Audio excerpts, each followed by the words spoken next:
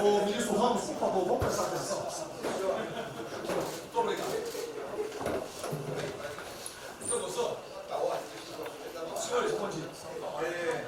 Essa reunião é por solicitação minha ao presidente da República, porque nós iríamos apresentar isso à imprensa, que não foi apresentado, e começaram uma série de especulações sobre esse plano de retomada.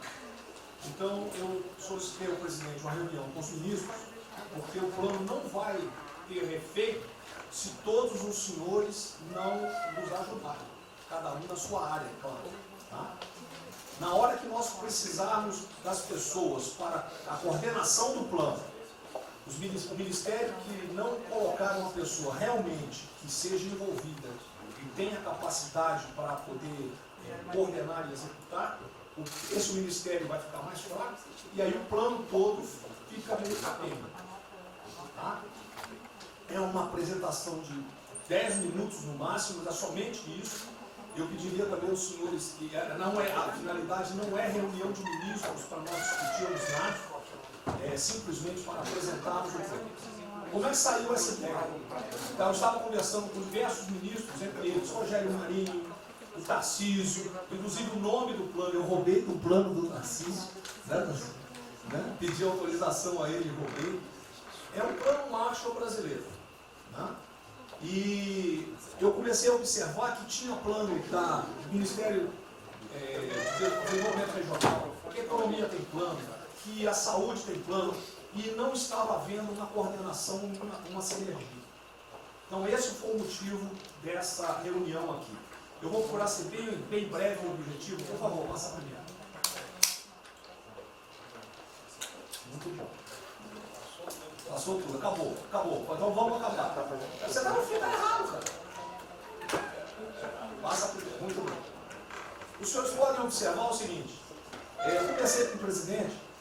O problema, nós estamos invertendo a questão de uma lógica de raciocínio. Nós temos um problema, né? Nós temos esse problema, temos que ver quais são as consequências negativas desse problema.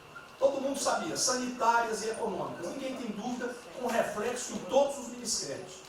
Mas o foco não é na solução do problema. O foco hoje, de uma maneira geral, é quem é o culpado. Tá? E nós queremos recolocar, vamos dizer assim, readequar isso aí para como o governo deve reagir a esse problema para achar uma solução para as duas consequências negativas que ocorrem. Próximo. Então, é um programa. O programa se chama Pro Brasil. Tá? Dou crédito ao azar do Tarcísio por ele ter conversado comigo. Eu gostei e voltei. Né? Pro Brasil é um programa para integrar, aprimorar ações estratégicas. Os senhores vão ver que o foco, ele não é de governo, ele é de Estado.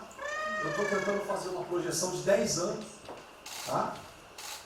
Eu estou tentando, não, nós vamos ter que fazer isso. Para a retomada do crescimento socioeconômico em resposta aos impactos relacionados ao coronavírus. Tá? Pode passar. As dimensões do programa são essas aí. Tá? Ele pega um modelo de governança, ele busca melhoria da produtividade, investimentos estruturantes e ações estratégicas do setor público. Vai. O programa se divide em duas etapas, ou duas partes. O Pro Brasil, deixa eu ver aqui que eu não estou conseguindo enxergar, Ordem, e o Pro Brasil Progresso. Tá? O Pro Brasil Ordem, que você não imprimiu para mim, que eu agradeço, não botou na página errada. Ele pega um arcabouço normativo, ele trata, essas são as medidas estruturantes dele. Vai ter que ter um arcabouço normativo, investimentos privados, segurança jurídica, jurídica e produtividade, melhoria no ambiente de negócios e mitigação dos impactos socioeconômicos. Na parte de investimento, ele foca em obras públicas, parcerias do setor privado. Esse programa também ele tem um foco na redução das desigualdades regionais. Tá? tem um foco na redução das desigualdades regionais. O Cid está com o dedo errado aí. E só um segundo, por favor. Pode passar, por favor, Cid. Qual é a abrangência do programa? Os senhores podem observar que ele tem uma parte de infraestrutura, ele tem ações viabilizadoras e tem ações de apoio na lateral. Como é que é o nome mesmo? Facilitadoras. Então, observe, na infraestrutura, com foco particularmente nessas obras que estão paralisadas, esses investimentos que nós estamos perdendo, que estão paralisados. Ele pega infraestrutura de transporte e logística, desenvolvimento regional e cidades, pega energia, mineração, telecomunicações. No desenvolvimento produtivo, ele foca na indústria, agronegócio, serviços e turismo. Nas laterais, os senhores têm a parte de cidadania, capacitação, saúde, defesa, inteligência e segurança. Tem também cadeias digitais, indústria criativa e ciência. E nas viabilizadoras, que são transversais em toda a parte do programa, nós temos finanças e tributação, legislação e controle, meio ambiente e a parte institucional e internacional. Qual é o nosso time frame que nós estamos pensando aí? A estruturação do programa. Eu preciso que os senhores, nós vamos fazer uma reunião, como os senhores podem ver. É a primeira reunião do grupo de trabalho, tá? Com todos os ministérios envolvidos. Na sexta-feira agora, tá? Os senhores vão receber o horário. E aí nós teremos de maio a julho a estruturação do programa. De agosto a setembro, o detalhamento do projeto. A partir de outubro, implantação em larga escala, tendo um foco prioritário naquelas ações que têm uma resposta mais imediata. Porque o brasileiro é o seguinte, na hora que nós lançarmos o programa, eles vão começar a cobrar resultado. Tá? Então eu tenho que ter alguma resposta para o público. E a efetividade dos processos de monitoramento, na realidade não está no final, ele está durante todo o processo. Tá? Passa mais um, Cid. Volta. Aí. O horizonte do programa, se os senhores observarem, nós estamos pensando num horizonte, né, até 2020, na verdade até 2030. Tá? Mas uma primeira fase dele, ele é faseado até o final desse primeiro governo, mas com um planejamento que prossiga nisso aí. Esse é o foco do que o trabalho dos grupos vão ter que apresentar. Ok? Pode passar a última, por favor.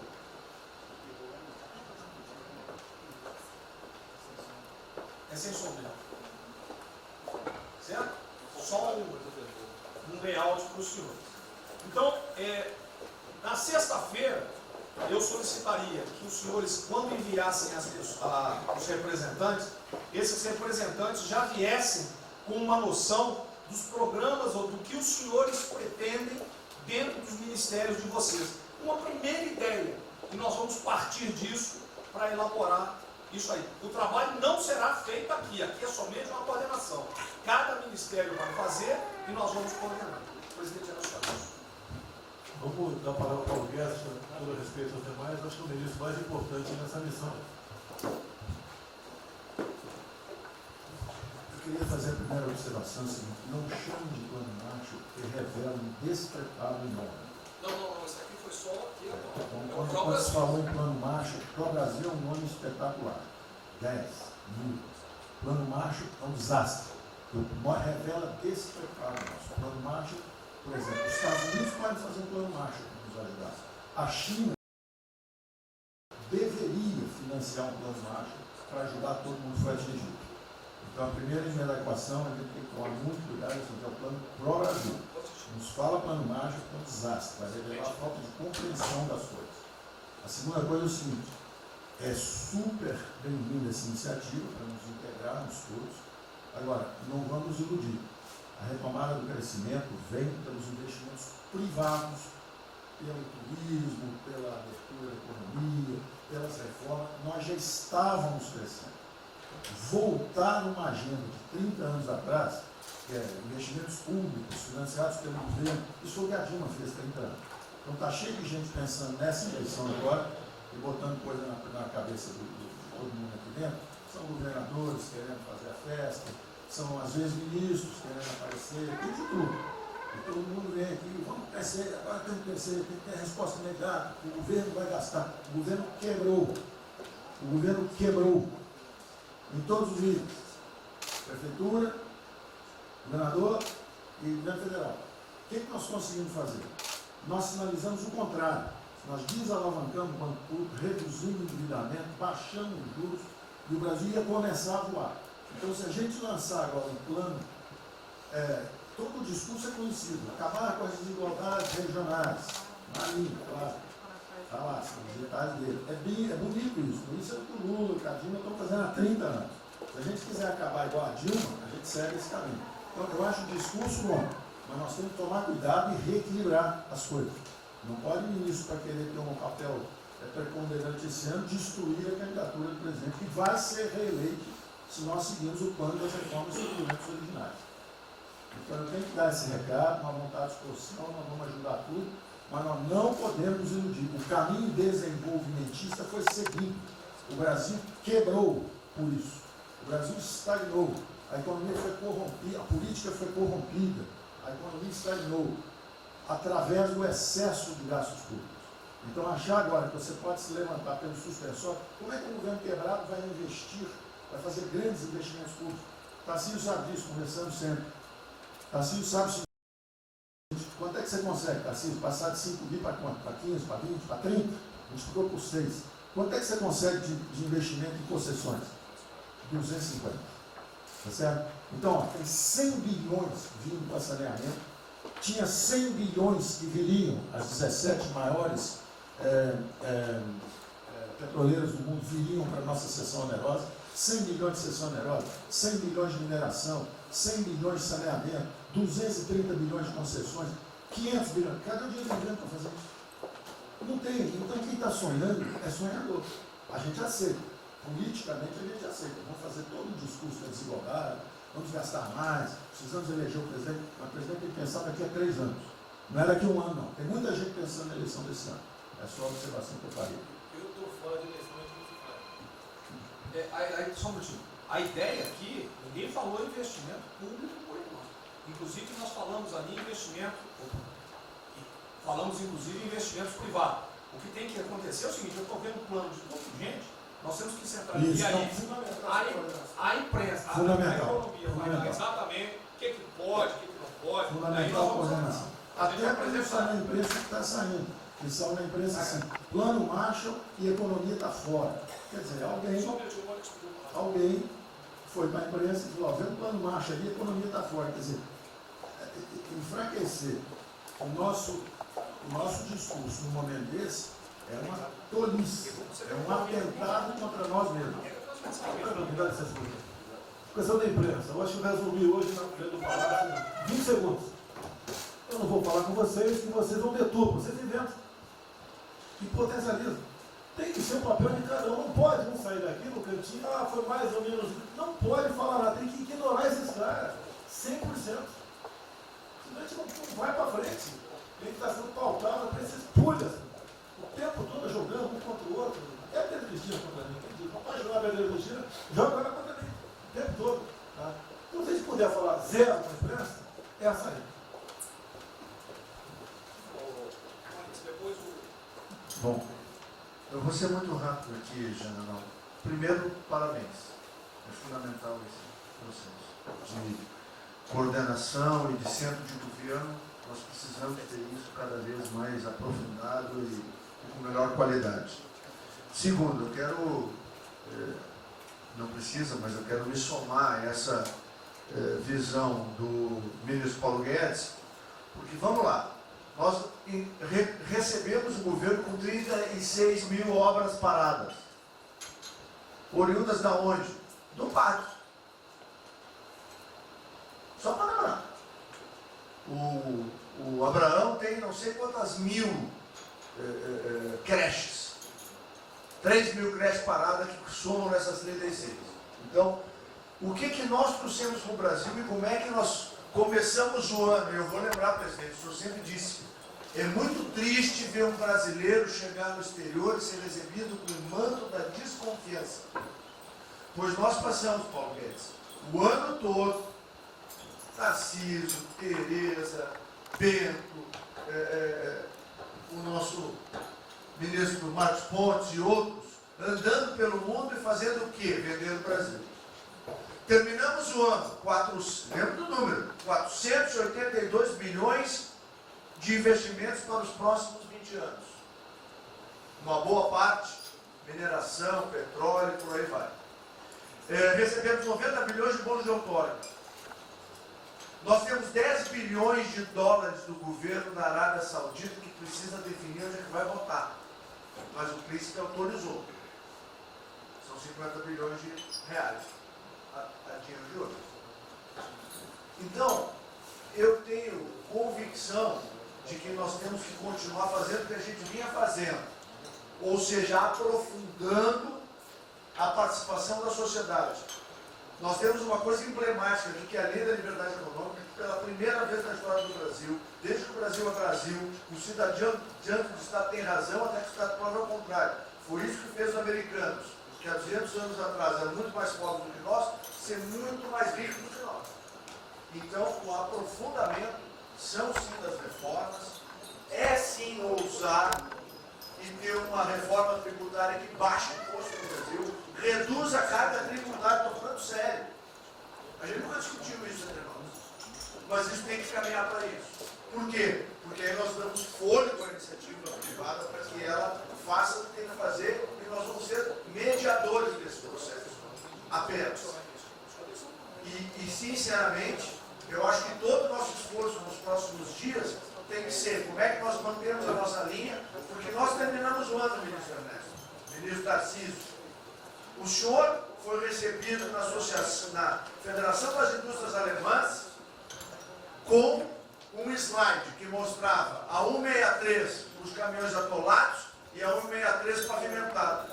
E o presidente que coordenava aquele momento, eu estava lá lhe aguardando, voltando da Rússia, disse ao senhor, o que vocês brasileiros fizeram que nós não acreditávamos que vocês recuperaram a confiança e estão fazendo tantas transformações. Então, presidente, só para concluir, 100% nessa linha, mas que a gente não perca o foco original, porque por onde a gente estava caminhando, nós recuperamos a confiança externa e externa.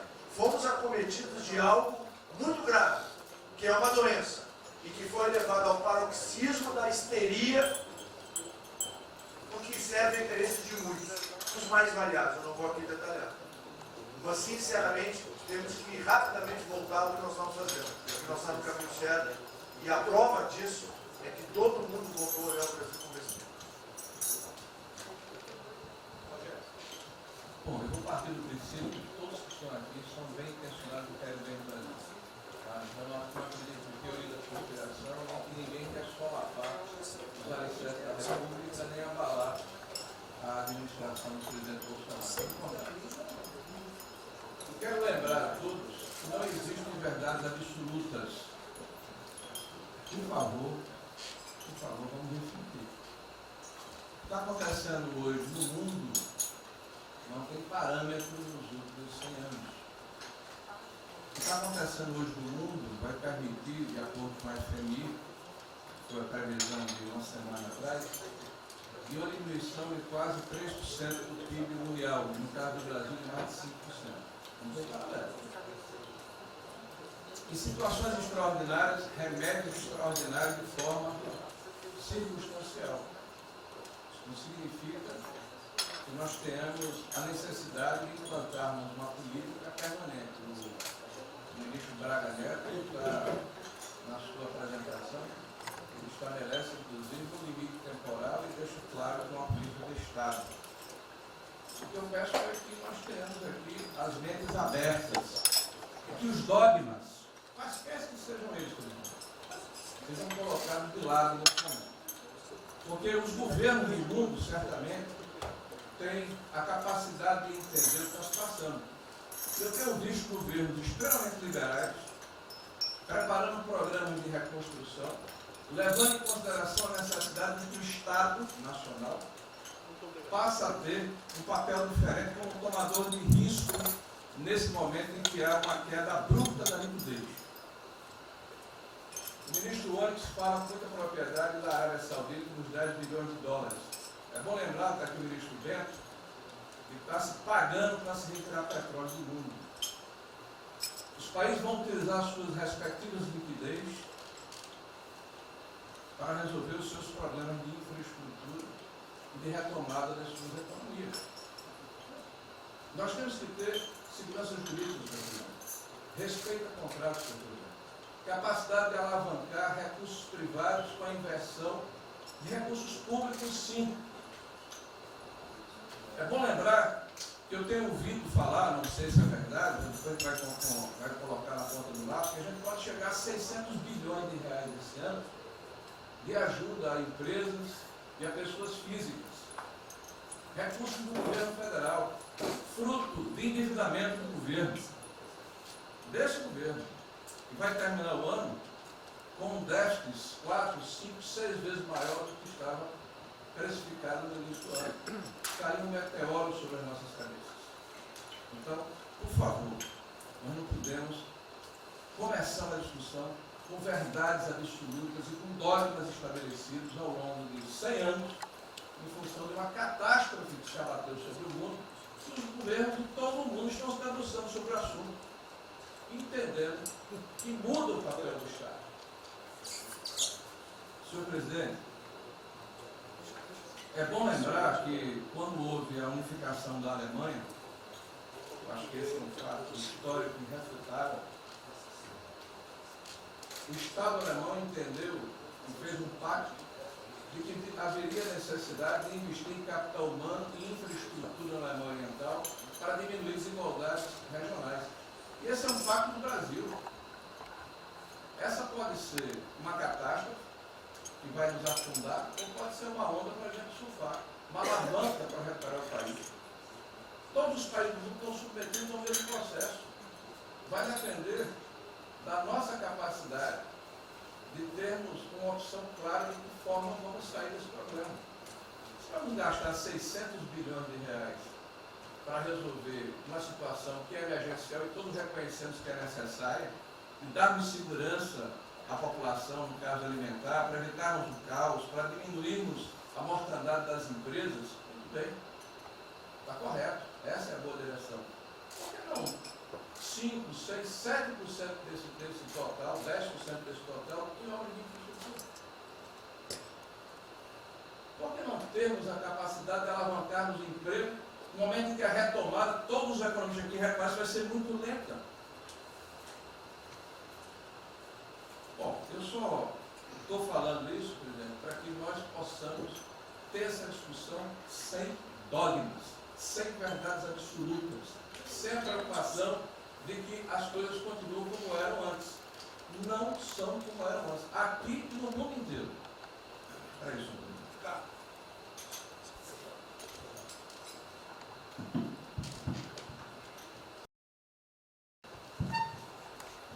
Presidente, estava assistindo atentamente a apresentação do colega Wilson Braga Neto. Na parte final, no slide das questões transversais ao meio ambiente, mas acho que o que eu vou dizer aqui sobre o meio ambiente se aplica a diversas outras matérias. Nós temos a possibilidade, nesse momento que a atenção da imprensa está voltada quase que exclusivamente para o Covid e daqui a pouco para a Amazônia, o general Mourão tem feito os trabalhos preparatórios para que a gente possa entrar nesse assunto da Amazônia um pouco mais calçado, mas não é isso que eu quero falar. A oportunidade que nós temos, que a imprensa não está nos dando um pouco de alívio nos outros temas, é passar as reformas infralegais de desregulamentação, simplificação, todas as reformas que o mundo inteiro, nessas viagens que se referiu ao Onix, certamente cobrou dele, cobrou do Paulo, cobrou da Tereza, cobrou do Tarcísio, cobrou de todo mundo. Da segurança jurídica, da previsibilidade, da simplificação. Essa grande parte dessa matéria, ela se dá em portarias e normas dos ministérios que aqui estão, inclusive de meio ambiente. E que são muito difíceis, e nesse aspecto acho que o meio ambiente é o mais difícil de passar qualquer mudança infralegal em termos de instrução normativa e portaria, porque tudo que a gente faz é pau no judiciário, no dia seguinte.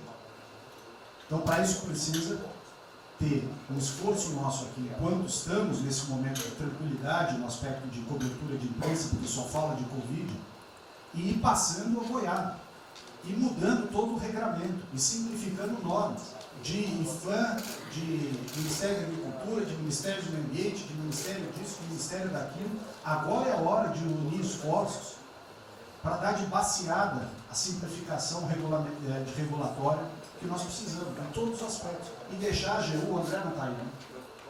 E deixar a AGU de stand-by para cada pau que tiver, que vai ter.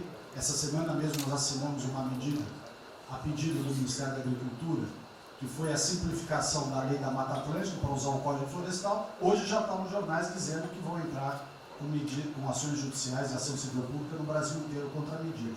Então, para isso, nós temos que estar com a artilharia da AGU preparada para cada linha que a gente avança. Mas tem uma lista enorme em todos os ministérios que têm papel regulatório aqui para simplificar. Não precisamos de Congresso. E coisa que precisa de Congresso também, nesse fuzuê que está aí, nós não vamos conseguir aprovar. Agora tem um monte de coisa que é só parecer, caneta. Parecer, caneta. Sem parecer também não tem caneta. E dar canetada sem parecer é cana. Então, isso aí vale muito a pena. A gente tem um espaço enorme para fazer. Enfim, acho que essa é uma questão importante que estava aí nos slides, Você vê que a jurídica também está embaixo. Isso, exatamente. Só os senhores entenderem o seguinte, isso aqui é coordenação dos planos que eu sei que todos estão fazendo. Tá? Coordenação. O que vai ser possível executar ou não, vamos entrar naquelas nas limitações que nós temos, e o que tiver conflito será levado à decisão do presidente. Agora nós temos que andar com isso rápido, porque a queda do desemprego, o país está sem esperança, nós temos que fazer isso andar. O pessoal da iniciativa privada está nos procurando, a gente tem que dar um rumo nisso aí. Bom, a ideia é essa. Me ligou agora de manhã o Eduardo Gouveia Vieira, da Fiujan. Ele quer fazer uma videoconferência onde mais de 300 empresários do Rio, um pouquinho abaixo do potencial de São Paulo, para hipotecar a solidariedade. A ideia que nós temos de reabrir o comércio. A desgraça que vem pela frente, eu acho que o Paulo está até legal, Paulo. Eu não sou economista, não. Vai ser uma porrada muito longa, você pode imaginar. Não são apenas os informais. Eu acho que bateu a 10 milhões de carteiras assinadas por saco. E os governos estaduais não têm como pagar salário. Não tem. Maio, metade do estado não tem mais como pagar salário mais. A desgraça está aí. Eles vão querer empurrar essa trozoba para cima da gente. Esse pessoal aqui do lado vai querer empurrar. E a gente vai reagir, porque aqui não é saco sem fundo. Tá? Então essa preocupação vamos ter. Paralelamente a isso, é o AB da vida, enchendo o saco do Supremo, para abrir processo de impeachment, porque não apresentei meu exame de vírus, essa frescurada toda. E todo mundo tem que estar ligado. Não é apenas cuidar do seu ministério nessas questões que estamos tratando aqui, é tratar da questão política também. Tá certo? Então essa preocupação temos que ter, porque a luta pelo poder continua a todo vapor. E sem neurose da minha parte. Tá? O campo fértil para aparecer umas porcaria aí, né? Levantando aquela bandeira do povo ao meu lado, não custa nada. O terreno fértil é isso: desemprego, caos, miséria, desordem social e outras coisas mais. Então essa é a preocupação que todos devem ter. Né? Não é, tá bom, o Ministério fatura, deu merda no colo do presidente. Não pode ser assim. Hoje eu vi o Magno Malta me defendendo. O Magno Malta, desculpa aí, foi tratado lá atrás para ser vice. Depois resolveu não ser, tudo bem. Depois foi tratado para ser ministro, tudo bem. Agora, politicamente, ele nunca me deu uma alfinetada e sempre está defendendo os problemas que ele tem. Então, não é o ministro ir de peito aberto enfrentar, entrar no conjunto dos leões. Mas não pode. Né? Por exemplo, quando se fala em possível impeachment, ação no Supremo, baseado em filigranas, eu vou em qualquer lugar no território nacional. Ponto final. O dia que for proibido de ir para qualquer lugar do Brasil, pelo Supremo acabou o mandato. E espero que eles não decidam, ou ele, né, monocraticamente, querer tomar certas medidas, que daí nós vamos ter uma crise política de verdade. E eu não vou meter o rabo dentro da perna. Zero. Certo? Porque se eu errar, se achar um dia ligação minha com o empreiteiro, dinheiro na conta na Suíça, porrada, sem problema nenhum. Vai para o impeachment e vai embora. Agora, com frescura, com babaquice, não. Até em cima do que eu falei, em frente ao Forte Apache. Eu sou o chefe supremo das Forças Armadas. Por sinal, o pessoal estava lá furar, dia do Exército.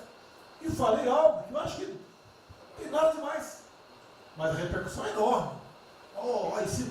Cadê o AI-5? Acabou, o AI-5 não existe adicional no Brasil mais.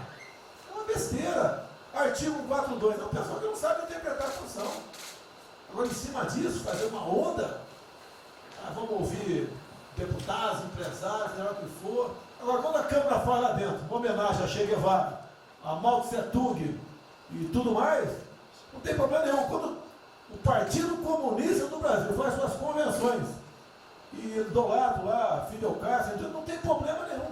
Quando um coitado levanta uma placa de AI-5, que eu estou me lixando para aquilo, não existe AI-5. Não existe. Artigo 42. Nós queremos cumprir o artigo 42, todo mundo quer cumprir o artigo 42.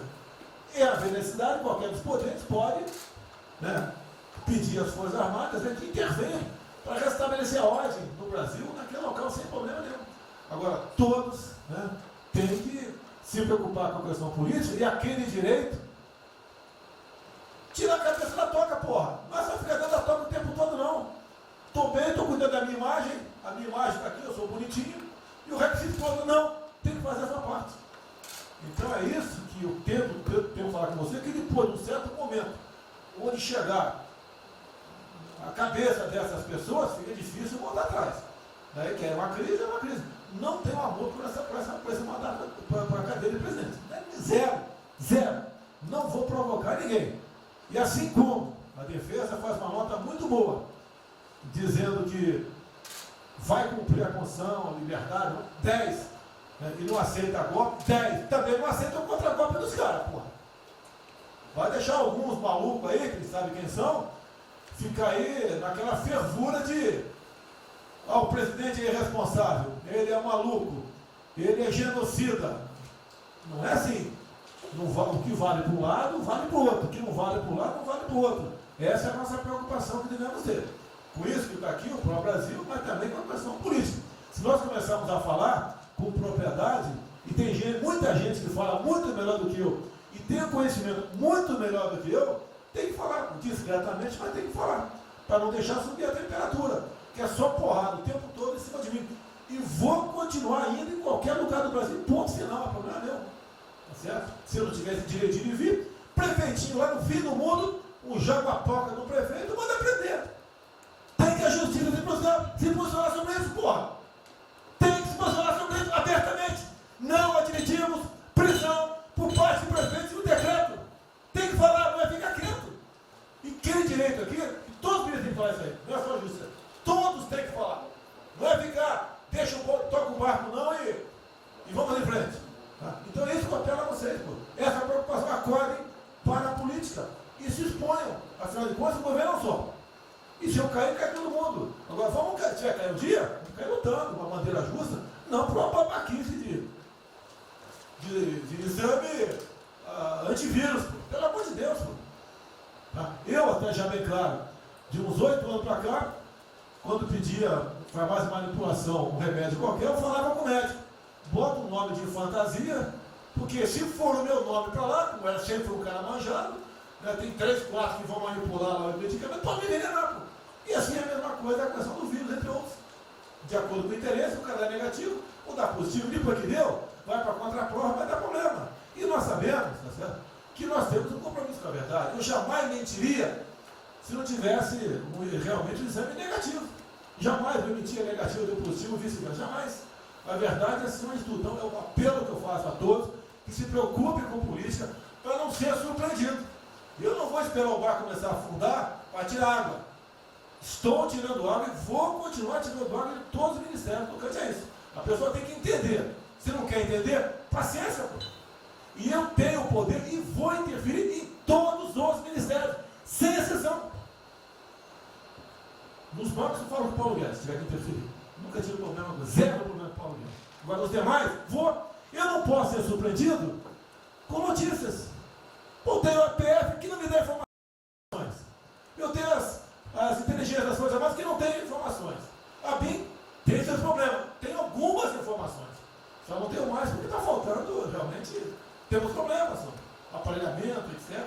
Mas a gente não pode ver essa informação.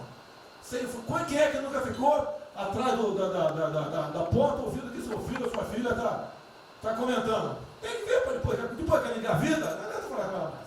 Tem que ver antes. Depois que o moleque encheu os conos de droga, não adianta mais falar com ele, já era. A informação é assim.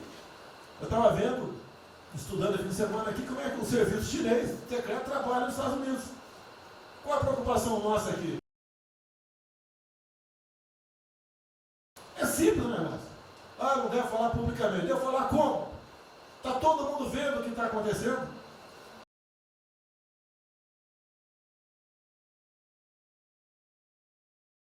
Tudo bem.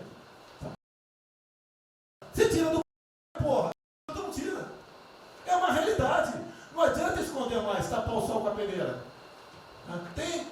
Vai em alguns ministérios, tem gente descontada aqui dentro. Então não quer pregar. Zero. Precisamos dele para vender? Sim, isso precisa também de nós. Que se não precisasse, não estaria comprando a soja da gente, não. Precisam. E é um negócio, pô. E devemos aliar com quem tem alguma afinidade conosco. Para a gente poder fazer valer a nossa vontade naquele momento.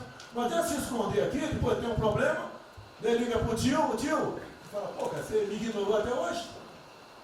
Você só não me chamou de imperialista, igual a esquerdalha e o FHC falava no passado. No resto, agora não dá mais. Então essa é a preocupação que temos que ter. A questão estratégica, que não estamos tendo. E me desculpe, o serviço de informações nosso, todos, são uma vergonha. Uma vergonha. Que eu não sou informado. E não dá para trabalhar assim, fica difícil. Por isso, vou interferir. E ponto final, pô.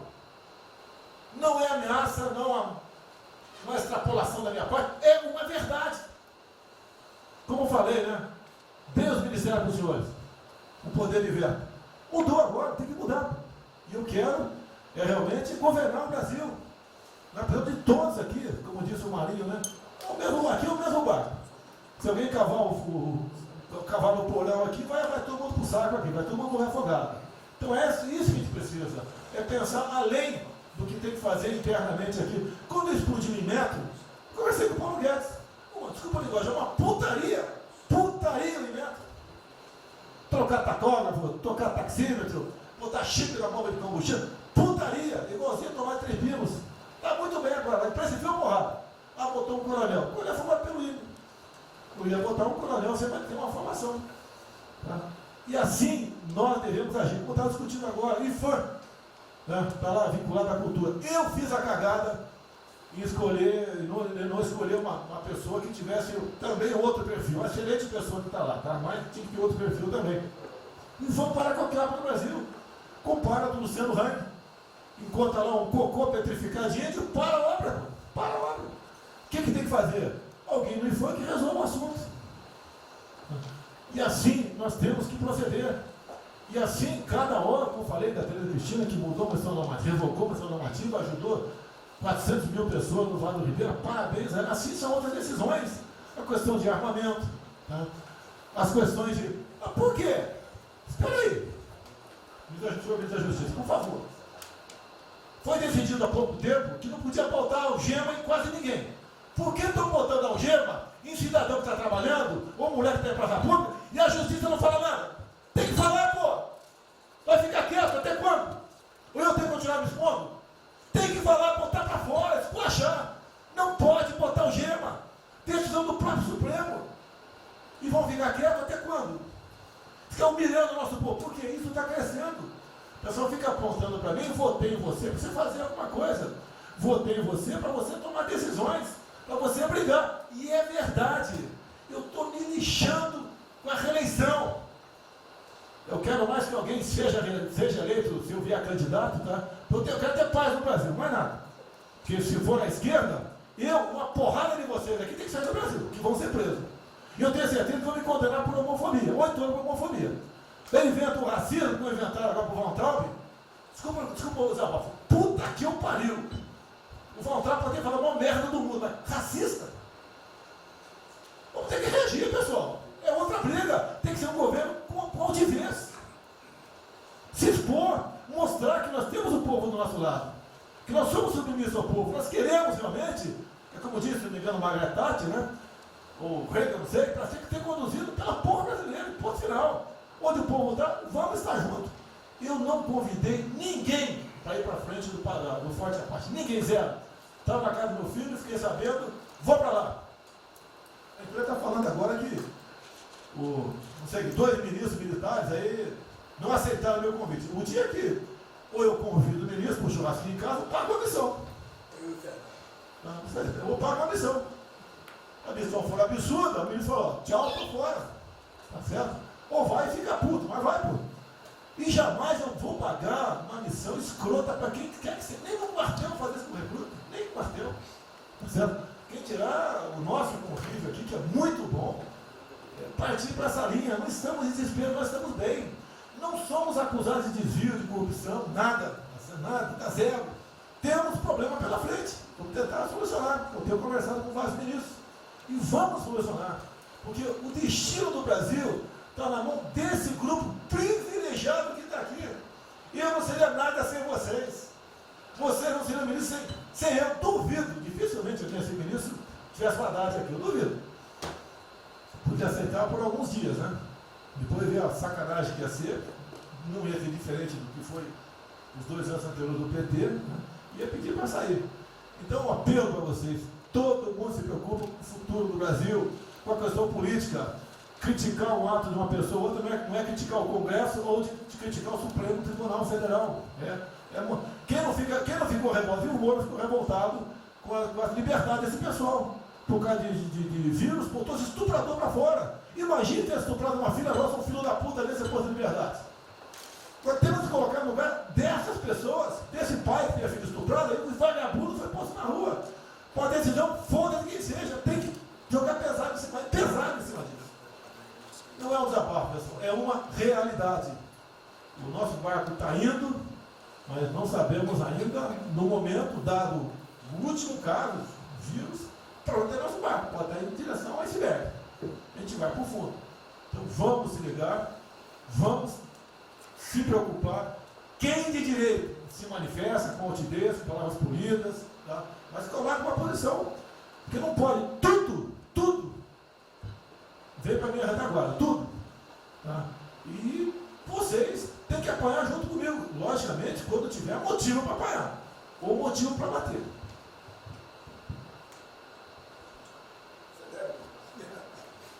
Não, eu já caí.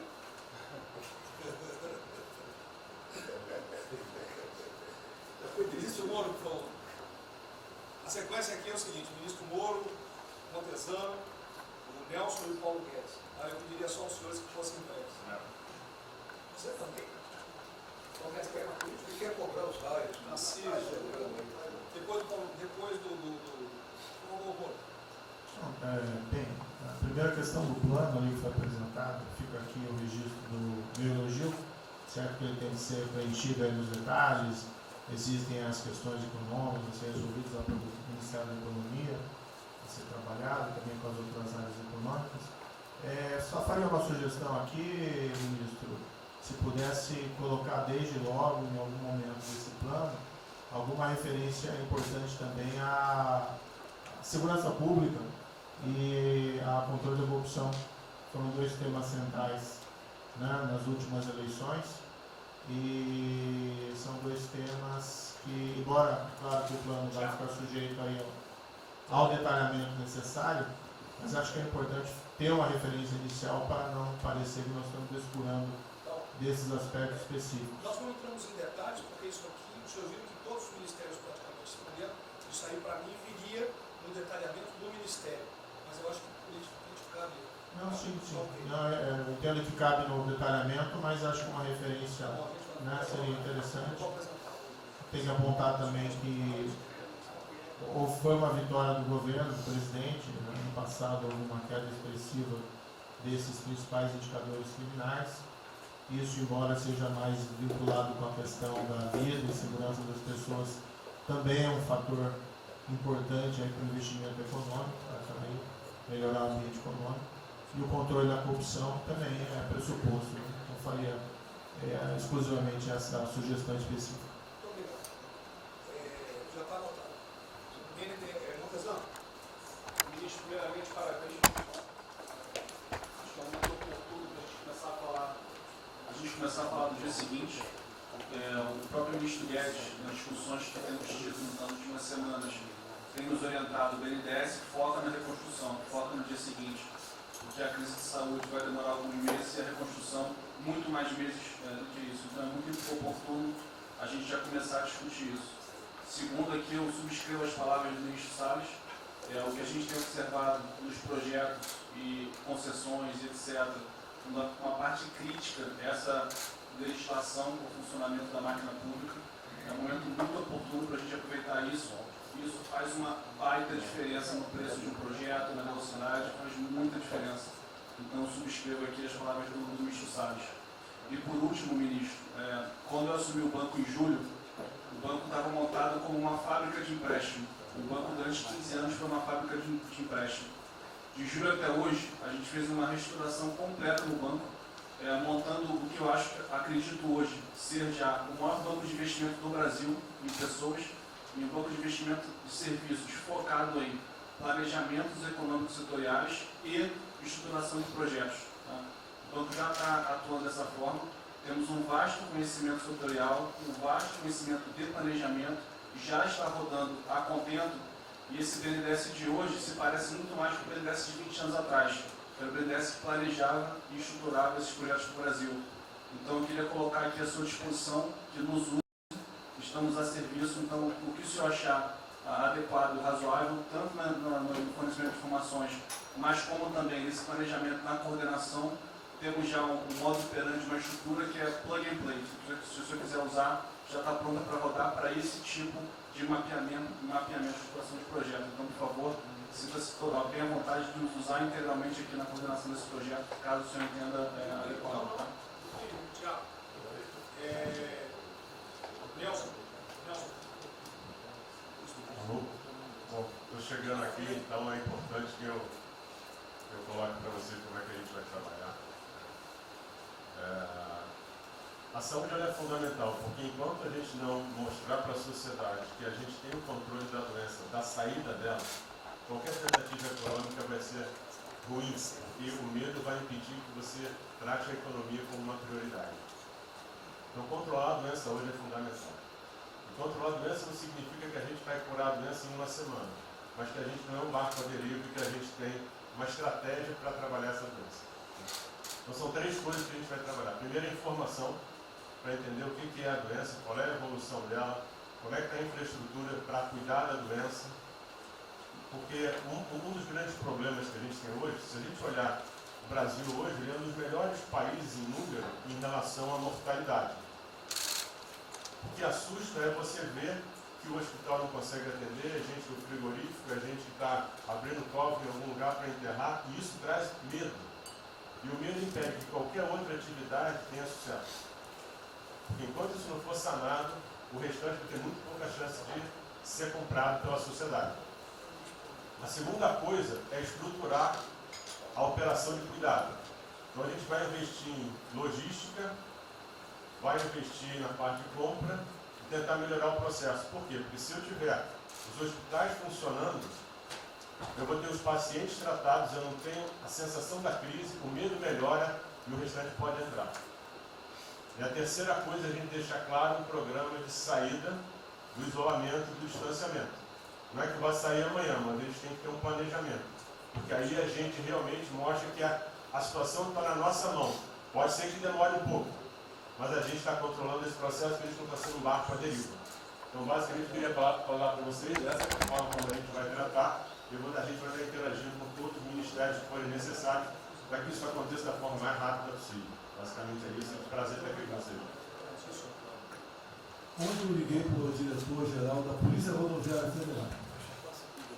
Chegou ao meu conhecimento uma nota que era dele sobre o passamento de um patrulheiro. E ele enfatizou que era por 2019. Eu liguei para ele, por favor. O que mais? Ele era obeso, era isso, tinha comorbidades. Mas ali na nota dele só saiu por 19. Então vamos alertar a quem direito do respectivo ministério, pode botar Covid-19, mas bota também, fibrose, um montão de coisa, não pensa nesse negócio, tem um montão de coisa lá. Para exatamente não levar um medo à população. A gente olha, morreu um sargento do exército, por exemplo. A princípio é um cara que está bem de saúde, né? Um policial federal, né? Seja lá o que for. E isso daí não pode acontecer. Então a gente pede esse cuidado dos colegas, né? A quem direito do respectivo ministério, que tem alguém encarregado disso, né? Tomar esse devido cuidado para não levar mais medo ainda para a população. Você perguntou, nossa, aí perguntou quanto tempo levaria para mostrar o plano, alguma coisa. Eu acredito que. Não, nós já conversamos hoje. Não, nós já conversamos hoje sobre isso. O COP está montando junto com a saúde. Tá? Eu não posso dizer. A gente está trazendo recurso para poder acelerar esse processo, porque a gente está correndo muito tempo. Enquanto a gente não conseguir controlar a percepção que a gente hoje tem condição de cuidar das pessoas, vai ser difícil. Né? E o problema da doença é que você pega um sistema que, se você falar em eficiência, os hospitais têm que ser eficientes. Então, quando você fala em eficiência, você vai quase no limite do cuidado. Você não tem sobra, você não tem gordura.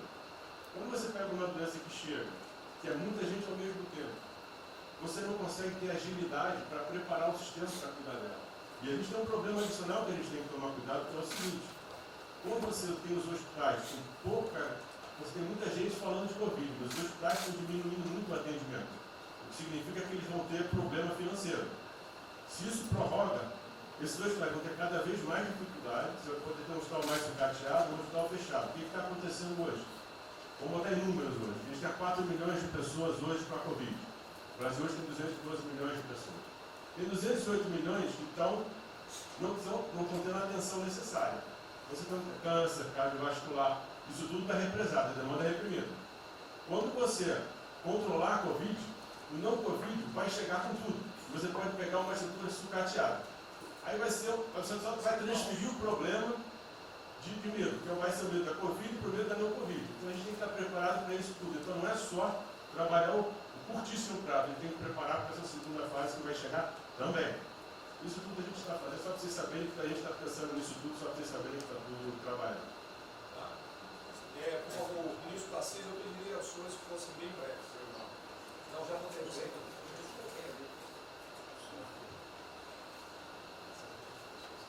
Só para louvar a iniciativa, acho que é importante essa coordenação da Casa Civil. Tenho certeza que é o que a sociedade espera isso de nós. A boa notícia é que a gente vem conversando com os investidores, eles estão interessados no nosso programa de concessão. Claro que a gente vai ter que ajustar alguma coisa nos projetos em função da percepção do nível de risco. E a gente vai fazer isso calibrando taxa de retorno, monitorando melhor a questão da demanda, né, reestimando a demanda dos projetos, mas a gente tem certeza que os projetos vão sair. Qual o cuidado que a gente tem que ter? A gente fala em 250 bi de investimento, só que concessão funciona o seguinte: o que a gente contratar agora vai gerar investimento em 2023 e 2024, não é imediato. E a gente vai precisar de fazer alguma coisa imediata, e aí tem que ter a inteligência, porque também não adianta. Isso, me dá lá 30 bi por ano, não vou gastar, eu não vou usar. Eu não vou ter condição de fazer, de usar isso. Né? Porque nos períodos altos lá que a gente executou mais, a gente consegue ali ter uma capacidade operacional de executar 13, 14 mil, não máquinas. E a gente já tem 8 de orçamento por ano. Então, no final das contas, a gente fazendo as contas e vendo o que nós já temos de projeto pronto, o que é necessário, que agrega valor imediato. É um 35 Maranhão lá, que leva a safra para o Porto de Itaqui, que se acabou. Ali eu posso fazer uma intervenção imediata. E o que a gente vai falar? Estou falando de pegar os 8 que a gente tem e agregar mais 3, mais 4. É essa conta. Eu acho que isso é realmente necessário para gerar emprego, para dar a resposta que a sociedade está querendo e conjugando isso com investimento privado. As duas coisas têm que andar juntas, né? E aí nós vamos dar um bom retorno. A gente está vendo aí o esforço que o BNDES está fazendo, acho que está fazendo um trabalho magnífico, trazendo o banco, trazendo o privado, o sindicato de bancos, para assumir uma responsabilidade que é deles também. O Banco Central injetou um monte de liquidez aí no sistema, para o dinheiro não ficar empossado, e aí preservando o caixa para atuar, né, nesses projetos de estrutura que vai ser fundamental. Então, eu acho que é essa linha que nós precisamos ter, né? E tivemos aí dois caras aí na história recente que pegaram terra arrasada e entraram para a história. Um foi o Roosevelt, o outro foi o Churchill. O terceiro vai ser o Bolsonaro. Pedro Guimarães,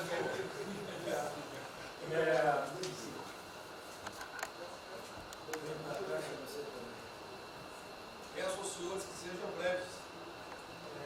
São só 5 pontos muito rápidos. Primeiro, presidente, o maior programa da história do mundo de inclusão social, digital, que nós estamos fazendo nesse governo, pessoas que tomavam dinheiro a 25% ao mês. Quer dizer, todos os ladrões lá, PT, PMDB, PSDB, aquela ladroagem toda, 25% ao mês. E ninguém se indigna. Esse governo que se indignou, o governo dos liberais. Então, assim, acho que a gente está com problemas narrativos. Hoje de manhã, por exemplo, o pessoal da Band queria dinheiro. O ponto é o seguinte, vai ou não vai dar dinheiro para Bandeirantes? Ah, não vai dar dinheiro para Bandeirantes? Passei meia hora levando porrada, mas repliquei. E falei, olha, vocês estão em casa? Eu tenho 30 mil funcionários na rua. Não tem esse negócio, essa frescurada de home office. Eu já visitei 15 agências. E você em casa? Aí o pessoal ficou um pouco mais calmo. Quer dizer, eu posso ter 30 mil brasileiros nas agências lá. Sabe quantas pessoas a Caixa está pagando hoje? 7 milhões de pessoas. E todo mundo home office. Que porcaria é essa? Desculpa o meu ponto, presidente, como o senhor falou, eu vou me emocionar. O Luiz Lima, que nadou com meu pai, foi atleta olímpico, teve a esposa e a filha de 14 anos presa ontem, no Camburão. Que porra é essa? Desculpa. Que porra é essa? O cara vai pro Camburão com a filha, que se fosse eu, ia pegar minhas 15 armas e ia dar uma... Eu ia morrer. Porque se a minha filha fosse pro Camburão, eu ia matar ou morrer.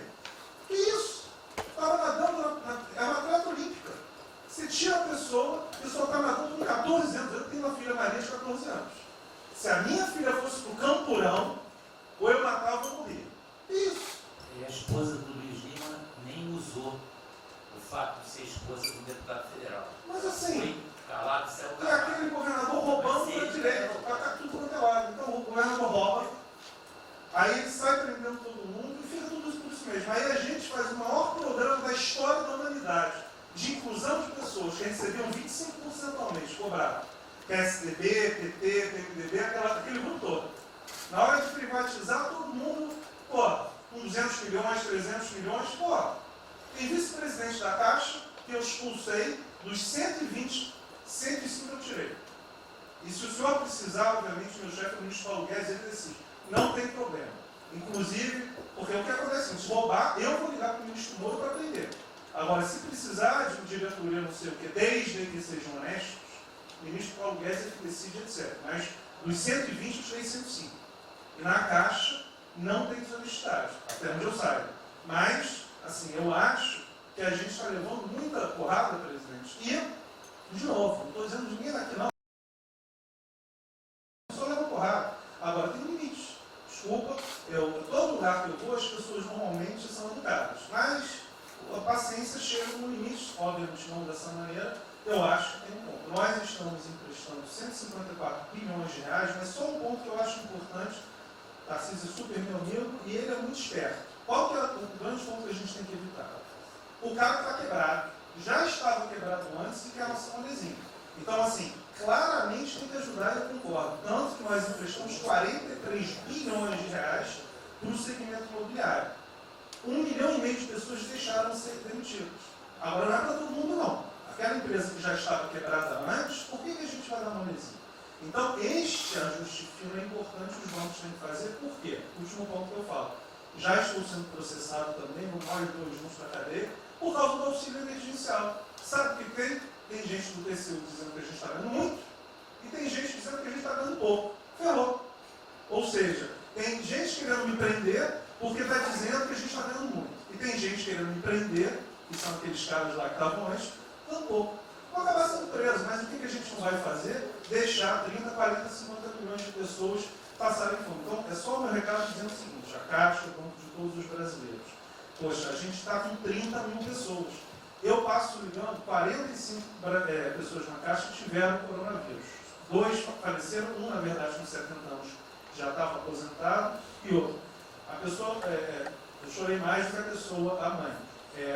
Uma pessoa em 30 mil que estão o dia inteiro. E eu já falei para minha esposa, se tiver qualquer coisa, eu vou tomar 1 litro de hidrocloroquina, aquelas coisas todas.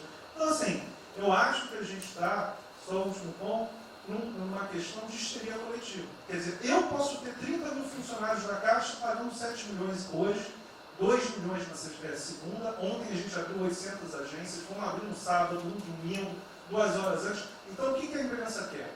Que você pague e dane-se os funcionários da Caixa. Mas se morrer 2, Jornal Nacional, presidente Bolsonaro e presidente Pedro, irresponsáveis porque abriram. A gente só vai levar porrada. Agora, realmente, meu ponto é inaceitável, foi a primeira vez que aconteceu. Eu conheço a Milena, o Mini, atleta olímpico. Quer dizer, um atleta olímpico, a esposa atleta olímpica e a filha de 14 anos no camburão. Eu não sei se eles botaram lá atrás e no meio. E aí você solta o estuprador, então acho que realmente tem uma questão. De novo, eu quero só reforçar uma coisa. O ministro Moro, em um dia, resolveu um problema muito importante. Muito obrigado, ministro. O que aconteceu? Os guardas, né, os que ficam dentro da agência, não poderiam, por legislação, estar fora. O que aconteceu? O ministro, 5 horas, resolveu o problema. Então, nos próximos 90 dias, os atendentes da Caixa Econômica Federal, os guardas, vão poder ir para fora para ajudar a fila. Né? Ou seja, tem uma fila, tem 250 agências e tem 500 pessoas na fila. E aí, com a ajuda do ministro Moro da Polícia Federal, eles emitiram uma portaria. Então, só para finalizar, quero agradecer, ministro. Esse é um registro aí, até foi fácil de resolver, foi a Polícia Federal que resolveu. Ministro Ernesto, por favor. Volta a pedir que sejam breves. Obrigado. Rapidamente, sobre o plano. A dimensão internacional do plano, evidentemente, é fundamental, já está ali contemplado. Eu queria mencionar o seguinte: eu acho que é fundamental que essa dimensão internacional não seja simplesmente uma adaptação nossa ao cenário internacional, mas que ela leve em conta a capacidade que o Brasil hoje tem de influir no desenho de um novo cenário internacional. Eu estou cada vez mais convencido que o Brasil tem hoje as condições, tem a oportunidade de se sentar na mesa de 4, 5, 6 países que vão definir a nova ordem mundial. Um dia, na conversa do presidente com o primeiro-ministro da Índia, o indiano disse que vai ser tão diferente o pós-coronavírus, o pré, quanto o pós-segunda guerra, o pré. Eu acho que é verdade. E assim como houve um Conselho de Segurança que definiu a ordem mundial, 5 países depois da Segunda Guerra, vai haver uma espécie de novo Conselho de Segurança, e nós temos dessa vez a oportunidade de entrar nele e acreditar na possibilidade do Brasil influenciar e ajudar a formatar um novo cenário. E esse cenário, acho que tem que levar em conta o seguinte: estamos aí revendo os últimos 30 anos de globalização. Vai haver uma nova globalização. O que aconteceu nesses 30 anos? Foi uma globalização cega para o tema dos valores, para o tema da democracia e da liberdade. Foi uma globalização que a gente está vendo agora, criou um modelo onde no centro da economia internacional está um país que não é democrático, que não respeita os direitos humanos, etc. Essa nova globalização acho que não pode ser cega. Tem que ser uma globalização, tem que ser uma estrutura que leve em conta, claro, a dimensão econômica, mas também essa dimensão da liberdade e do valor. E da mesma maneira, acho que o plano está apontando para isso, na nossa dimensão nacional, também não pode ser um plano cego para essas dimensões daquilo que nos traz, né, que traz o projeto do presidente, que é não simplesmente a eficiência, a pujança, o crescimento econômico, mas a liberdade, combate à corrupção, a reinvenção do Brasil livre, do Brasil livre dessas mazelas que nós pensamos. Obrigado. Obrigado, ministro. Roberto Campos. É o último, ó, é o último. Não é bem nada. É só vou voltar na história. Vou voltar aqui numa história breve e lembrar que no fim do governo Dilma a taxa de juros era 14,5%, a curva, mas a taxa longa era 20%. E aí quando a gente olha o que aconteceu e o que proporcionou a taxa de juros cair, é interessante, porque teve um dia, 18 de agosto, saiu uma manchete no jornal e todos os elementos apontavam que ia ter o teto de gastos. Naquele dia, a curva de juros começou a cair e foi quando depois o presidente do Banco Central anterior começou a cair os juros. Ele caiu os juros até o nível de 6,5, estabilizou, teve a incerteza das eleições, com a incerteza do PT poder voltar, a taxa piorou. Depois, curiosamente, quando o mercado entendeu que ia ter a Previdência, foi quando abriu espaço para colocar os juros novamente. Então, a razão dos juros ter ido de 14,5, 15, 20 para o que está hoje foi o fato da sociedade do mercado ter entendido que o governo ia ter disciplina em relação às contas públicas. Isso a gente não pode esquecer. Tá? Me permite, Roberto, então você está dizendo aí que não só a Selic tem como uma taxa longa, nós devemos basicamente a PEC do teto, é isso? Isso. Estou dizendo exatamente isso. E depois também a Previdência. Então, dito isso, eu acho que é importante a gente passar essa mensagem. Um outro tema só, aí em relação ao plano, 3 pontos só que eu acho importantes. A gente tem feito reuniões entre os banqueiros centrais de vários países do mundo, quase todas as semanas. Eu acho que tem 3 pontos que são importantes. Primeiro, existe um consenso hoje que o mundo privado está com muito medo de tomar risco. Então, que não vai ter como ter uma saída rápida sem que o governo não entre de alguma forma no mundo risco. Porque o mundo privado está com medo de tomar risco pelo fator medo. É o fator que o doutor mencionou, que eu acho que é muito importante. Se amanhã você permitir todo mundo no estádio de futebol com o jogo, será que todo mundo vai sair de casa e vai? Qual é o fator medo? E o fator medo é interessante, porque quanto mais informação você tem, mais medo você tem. Porque a mídia joga medo. Então você tem hoje uma classe mais alta que tem mais medo que a classe mais baixa, exatamente porque eles têm mais acesso à informação e a informação enviesada. Então, o primeiro ponto é esse tomar risco. O segundo ponto rápido é um tema que eu acho que está muito crescendo também, crescendo bastante, que é a análise, que a gente chama de análise intertemporal. Quando você faz uma ajuda, quando o governo faz um gasto, geralmente acontece 2 coisas. Ou você bota fundo perdido, ou seja, esse gasto não vale nada, e aí vai ter um reflexo na economia, na taxa de juros, ou as pessoas exageram falando esse gasto vai ser multiplicador. Provavelmente não é nenhuma coisa nem outra. O que eu acho que falta de analisar os gastos do governo é o quanto desse gasto que eu recupero lá na frente, via preservar empregos, via manter uma empresa viva, que ia morrer. Então, eu acho que falta análise completa do gasto. O gasto nunca é fundo perdido. Também ele nunca é muito multiplicador. Ele é um meio do caminho de uma coisa e outra. E o que eu acho que falta é a análise de eu vou gastar tanto e esse gasto vai ter essa visibilidade. Por exemplo, existe uma percepção do mercado que dinheiro para governador e prefeito é dinheiro jogado fora. Pode ser que seja mentira, mas existe essa percepção hoje. E tem vários vídeos rodando por aí, os senhores devem ter visto, de que o dinheiro vai para a prefeitura e não vai parar, porque vai em bem intangível, que é difícil de controlar. Vai em programa que a pessoa nunca tem como monitorar. Então, acho que é importante esse tema de fazer essa análise que é temporal e ver realmente qual é a eficiência do gasto. E, por último, último ponto, conversando com investidores, a gente tem feito isso, inclusive nós fizemos uma conversa, 2 bancos centrais com investidores, inclusive de infraestrutura, e o problema principal que aparece em toda a conversa no Brasil, do investidor privado, é que, no passado, toda vez que o investidor privado entrou, teve muita sacanagem. O tema da governança é super importante. Então, eu estava conversando com o Marinho, a coisa mais importante desse projeto, na minha opinião, é garantir que a governança é boa. O investidor privado ter certeza que ele vai estar junto com o governo, ou ele vai estar em grande parte tomando risco, às vezes o governo vai tomar um pouquinho, mas que é uma coisa que ele não precisa se preocupar na frente com a governança. E o jeito de melhorar a governança é colocar agentes internacionais que fazem governança mundial. A gente conversou um pouco sobre isso. Só isso. Obrigado. Obrigado. Ministra Damares, por favor. Perdão, Marcelo já falou? Não. Ministra Damares. Ministro, parabéns pela ideia, mas eu preciso lembrar, e eu preciso fazer sempre isso para que a gente não perca o foco, a questão de valores, ministro. Esse governo tem um pilar dos valores. Não se pode construir nada neste governo sem a gente trazer valores. Nós estamos sabendo, e a gente está falando o tempo todo, que nós não seremos mais os mesmos depois dessa pandemia. O mundo não será mais o mesmo, nós não seremos mais o mesmo, e nós vamos ter que fazer uma revisão de políticas públicas no mundo todo e no Brasil. Nós vamos ter que nos reinventar, com certeza. Neste momento, o que nós estamos vendo aqui no nosso comitê? Nós estamos buscando dados e não estamos encontrando dados. Nós recebemos um governo que não tinha dados, os dados que nós tínhamos eram falsos, mentirosos. Um Brasil de achismo, um Brasil de talvez, eu acho que é, talvez sim, talvez não. Políticas públicas construídas até agora nessa nação em cima de talvez e de achismo. Nós vamos ter que rever muita coisa. É um país plural.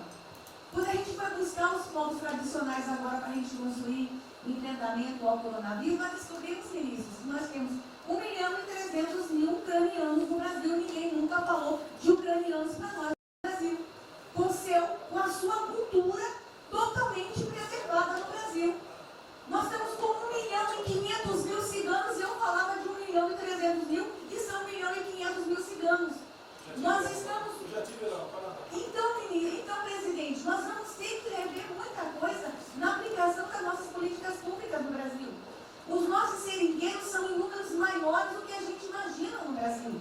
Então, tudo que nós formos construir, nós vamos ter que ver, ministro, a questão dos valores também. A questão, os nossos quilombos estão crescendo e os meninos estão nascendo nos quilombos e seus valores estão lá.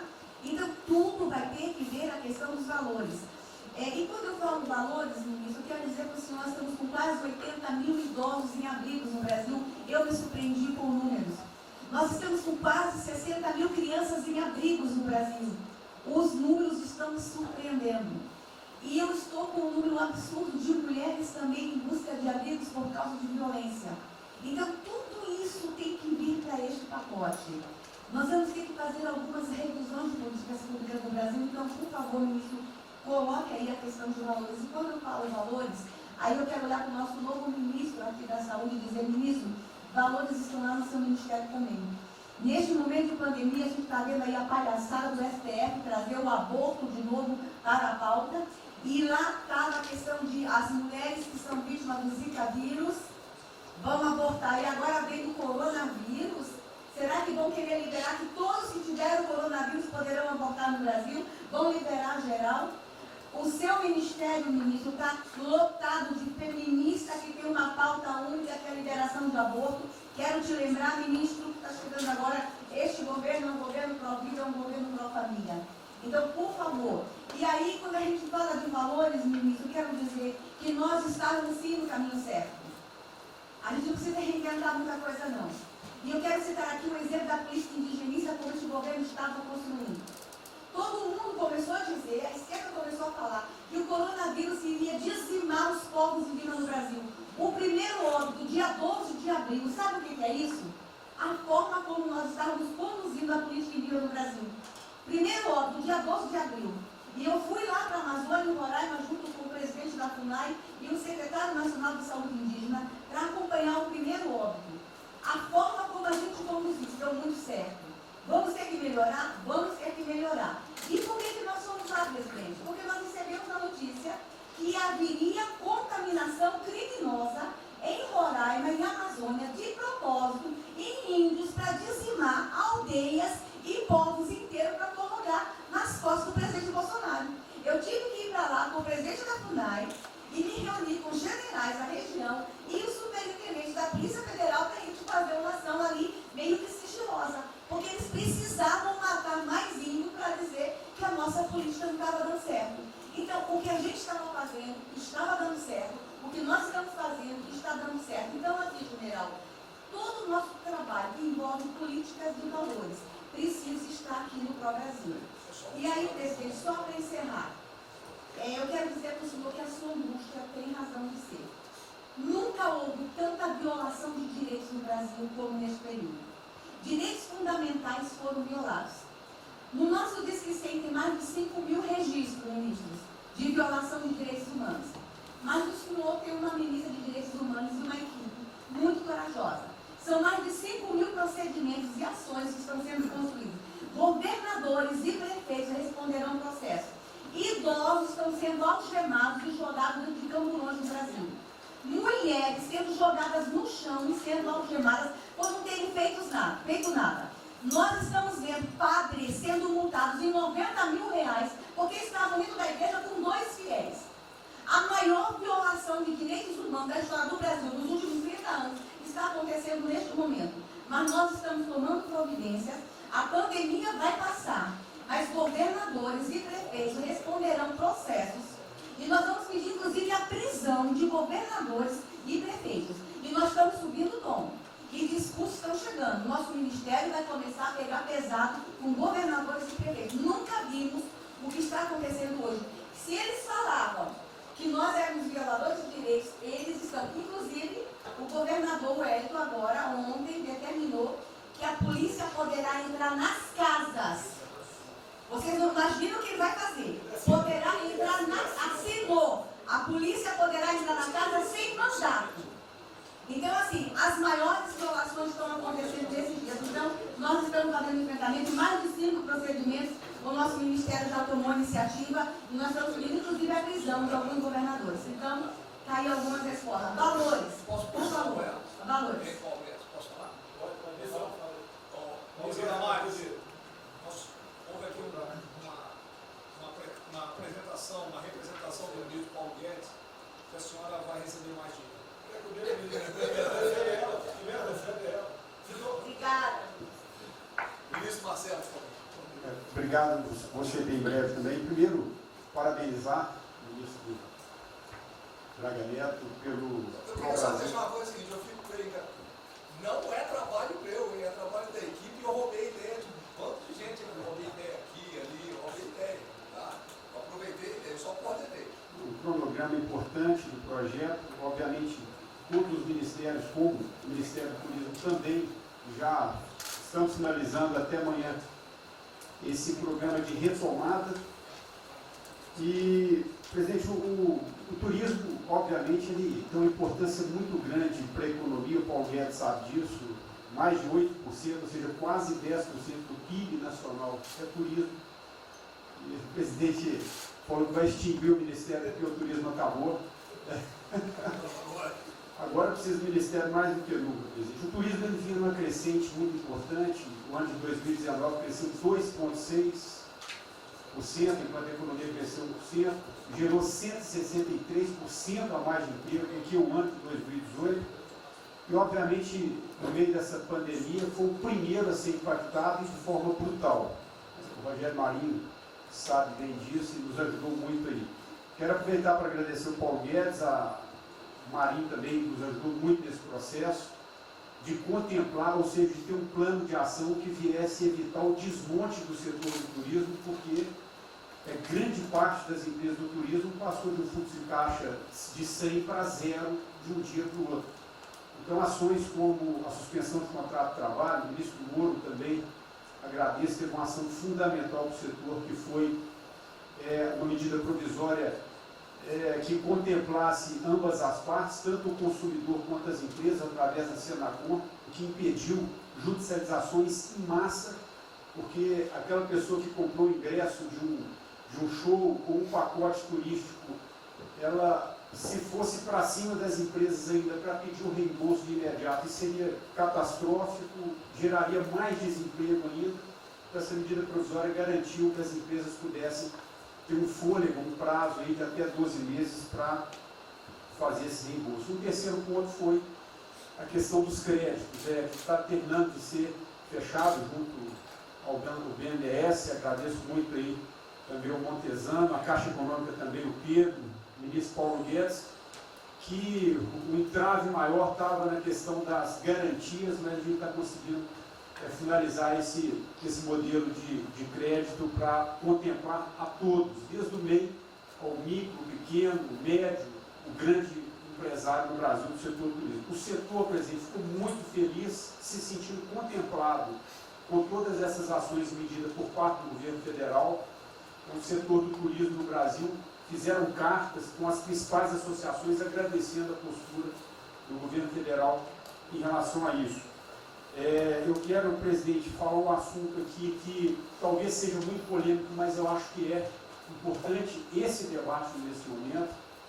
Aí eu falo também para a ministra Damares, que eu sei que é uma pauta muito sensível também a ela, que é a questão, presidente, porque o Ministério do Turismo agora tem que ter um planejamento, um plano de atração de investimentos, que é o que gera emprego, renda, é o que ajuda, obviamente, a economia do Brasil. E para isso, presidente, eu acredito que é um momento propício nesse planejamento da retomada discutir os resorts integrados. Não é legalização de jogos, não é bingo, não é caça-níquel, são resorts integrados. Obviamente, presidente, uma pauta precisa de ser construída, ainda mais estou olhando para um cara que veio para mim. A pauta precisa de ser construída com as bancadas da Câmara, tanto a evangélica quanto a católica, mostrando ou desmistificando vários mitos que giram em torno disso. Não sei se o ministro Paulo Guedes concorda. Nós temos a possibilidade de atrair pelo menos 40 bilhões de dólares para o Brasil só de outorgas, de investimentos imediatos para essa pauta. Mas o que precisa ser feito, presidente, é realmente desmistificar a questão de evasão de divisas, de lavagem de dinheiro, de tráfico de drogas, e para isso eu sugeriria que nesse debate pudéssemos contar com o Ministério da Justiça, através da Polícia Federal, o Ministério Público na mesa, a Receita Federal, os órgãos de controle, mas obviamente, presidente, uma pauta que só levaremos para frente se a gente conseguir pacificar ou nos fazer entender pela bancada evangélica, pela bancada católica, para que não haja uma distorção na comunicação disso. Tem que ser um projeto muito bem feito, que eu acredito que pode ser, nesse processo da retomada, uma grande oportunidade para o Brasil atrair grandes complexos, dos quais apenas 3% são utilizados para os cassinos. E outra, isso não tem impacto diretamente nenhum na família dos trabalhadores brasileiros. Tá mundial. Não, não é bem isso não. Eu vou ter que começar a desmistificar para dar mais, gente. Eu estou vendo isso. Então, presidente, aqui, não estou dizendo que a gente tem que colocar isso como um projeto de governo, obviamente, mas abrir esse debate em torno dos resorts integrados. Tá. E para finalizar, presidente, o ministro Nelson, prazer estar aqui com a sua primeira vez, a gente fez um projeto muito bem elaborado, né, dentro do comitê de operações, que visa fazer com que os hotéis possam abrigar os profissionais de saúde, e só os profissionais de saúde. A questão do anterior do Ministério, por 2 vezes eu mandei a mensagem, não se manifestou, não se interessou, mas eu acredito que é um projeto que pode, sobretudo, trazer para o governo federal uma boa visibilidade com essa preocupação de quem está na linha de frente de combate, que são os profissionais de saúde.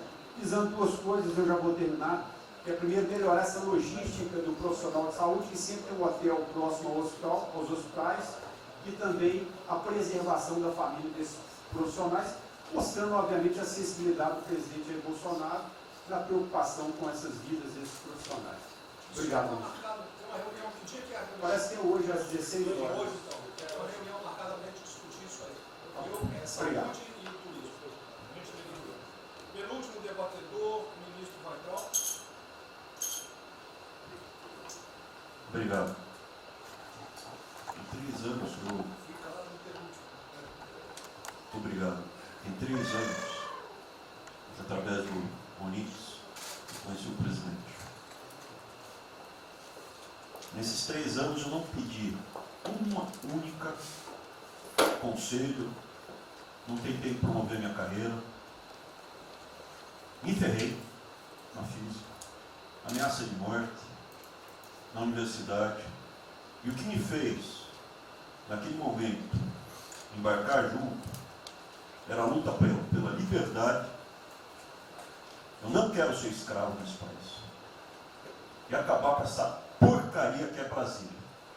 Isso aqui é um campo de corrupção, de privilégio. Eu tinha uma visão extremamente negativa de Brasília. Brasília é muito pior do que eu podia imaginar. As pessoas aqui perdem a percepção, a empatia, a relação com o povo. Se sentem inexpugnáveis. Eu tive o privilégio de ver a mais da metade aqui desse time chegar. Fui secretário executivo do ministro Onix. Eu acho que a gente está perdendo um pouco desse espírito. A gente está perdendo a luta pela liberdade. É isso que o povo está gritando. Não está gritando para ter mais Estado, para ter mais projetos, para ter mais... O povo está gritando por liberdade. Ponto. Eu acho que é isso que a gente está perdendo. Está perdendo mesmo. O povo está querendo ver o que me trouxe até aqui. Eu, por mim, botava esses vagabundos todos na cadeia. Começando no STF. E é isso que me choca. Era só isso, presidente. Eu realmente acho que toda essa discussão de vamos fazer isso, vamos fazer aquilo, eu vi muitos ministros que chegaram, foram embora. Eu percebo que tem muita gente com agenda própria. Eu percebo que tem, assim, tem um jogo que é jogado aqui, mas eu não vim para jogar o jogo. Eu vim aqui para lutar. E eu luto e me ferro. Eu estou com um monte de processo aqui no Comitê de Ética da Presidência. Eu sou o único que levou processo. É um absurdo o que está acontecendo aqui no Brasil. A gente está conversando com quem a gente tinha que lutar. A gente não está sendo duro bastante contra os privilégios, contra o tamanho do Estado. E eu realmente estou aqui de peito aberto, como vocês sabem disso. Levo tiro, odeio o Partido Comunista. Ele está querendo transformar a gente numa colônia. Esse país não é. Odeio o termo povos indígenas, odeio esse termo, odeio. Povos ciganos, só tem um povo nesse país. Quer, não quer ser é povo brasileiro, só tem um povo. Pode ser preto, pode ser branco, pode ser japonês, pode ser descendente de índio, mas tem que ser brasileiro, pô. Acabar com esse negócio de povos e privilégios. Só pode ter um povo. Não pode ter ministro que acha que é melhor do que o povo, do que o cidadão. Isso é um absurdo, a gente chegou até aqui. O senhor levou uma facada na barriga. Fez mais do que levou uma facada. Mas eu também estou levando guardado e estou correndo risco. E fico escutando esse monte de gente defendendo privilégio, teta. Entendeu? É isso. Negócio, empréstimos. A gente veio aqui para acabar com tudo isso, não para manter essa estrutura.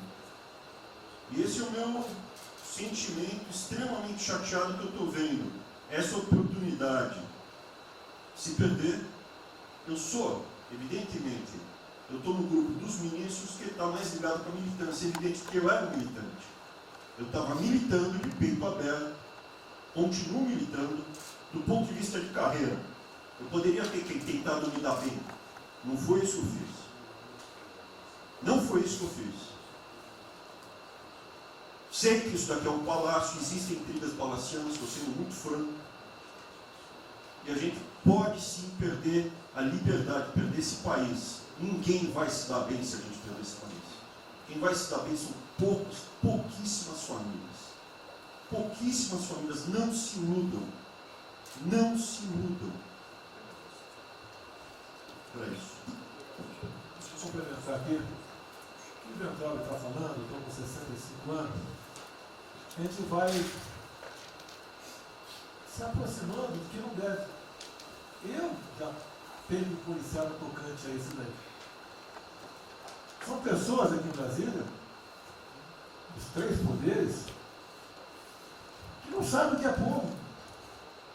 Eu converso com alguns, não sabem o que é um feijão com arroz, não sabem o que é um supermercado, esqueceu. Acho que o dinheiro cai do céu. Eu estou com meus privilégios garantidos, meus 100 mil por mês, em média, 100 mil por mês a galera, né? Legalmente. E acho que isso não vai acabar nunca. Como alguns acham que a liberdade, qual é desse cara? Tá maluco? Eu estou vendo mais antigo aqui, o Joelino aqui. Ele sabe o que foi 64. Muitos aqui não sabem. Essa cambada que tentou chegar no poder de 64, se tiver chegado, ele estava fudido todo mundo aqui. Cortando, eu estava felicíssimo cortando cana, ganhando $20 por mês. Não pode esquecer disso. Nós não podemos esquecer o que é esse povo. Eu vou convidar os ministros para domingo e passar a semana da Convite. Não é missão, não, convite. Para ver como é que está o cara na esquina. Foi ver uns merda para falar aí, né? Uns merda de sempre. O cara rompeu o isolamento, tá dando peça. Tem peça pro cacete, pô. Tá passando fome, tá na merda, pô. Sentiu o cheiro de porco. Como eu falei, lá. É uma experiência para todo político sentir. E lá vem como é que tá o negócio. Ou a gente tem que estar como se fosse, né, um general na retaguarda e deixar a tropa se ferrar na frente. Não, o general está na frente, o coronel está na frente, o capitão está na frente. Nós, heróis da Segunda Guerra Mundial, estiveram na frente do campo de batalha. Simples aqui, tenho certeza que as Forças Armadas vão cumprir com o seu papel, mas, né, nós temos que dar exemplo. E mostrar que o Brasil não é. Eu sou mais educado que o Ventura, até me polir muito, né, o linguajar que ele usou, mas não é isso. Que o pessoal pinta por aí, se reunindo de madrugada, para lá, para cá, cima de informações. O meu funciona. O meu particular funciona. Os que tem oficialmente desinformam. E voltando ao tema, eu prefiro não ter informação do que ser desinformado por cima de informações que eu tenho. Então, pessoal, muitos vão poder sair do Brasil.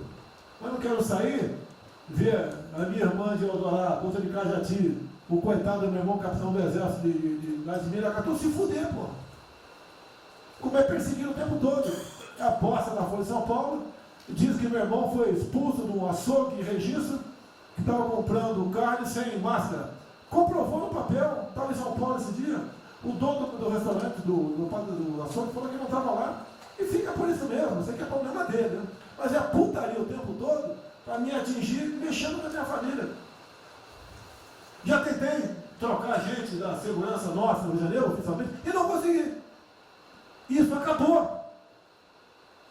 Eu não vou esperar fuder minha família toda, de sacanagem, ou amigo meu, porque eu não posso trocar alguém da segurança na ponta da linha que pertence à estrutura. Vai trocar. Se não puder trocar, troca o chefe dele. Pode trocar o chefe dele? Troca o ministro.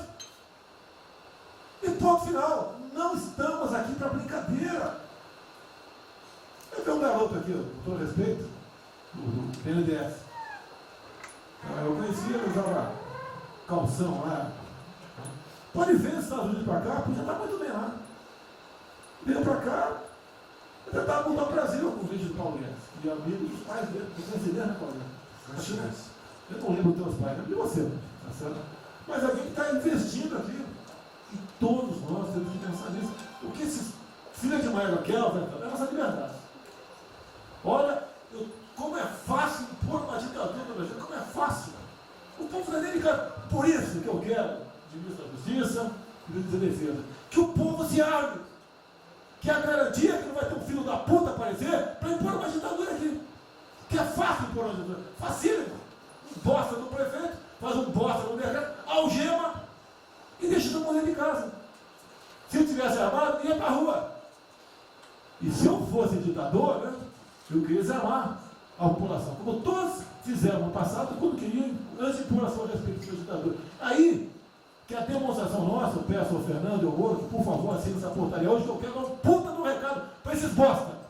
Por que eu estou armando o povo? Porque eu não quero uma ditadura. E não dá para segurar mais. Não dá para segurar mais.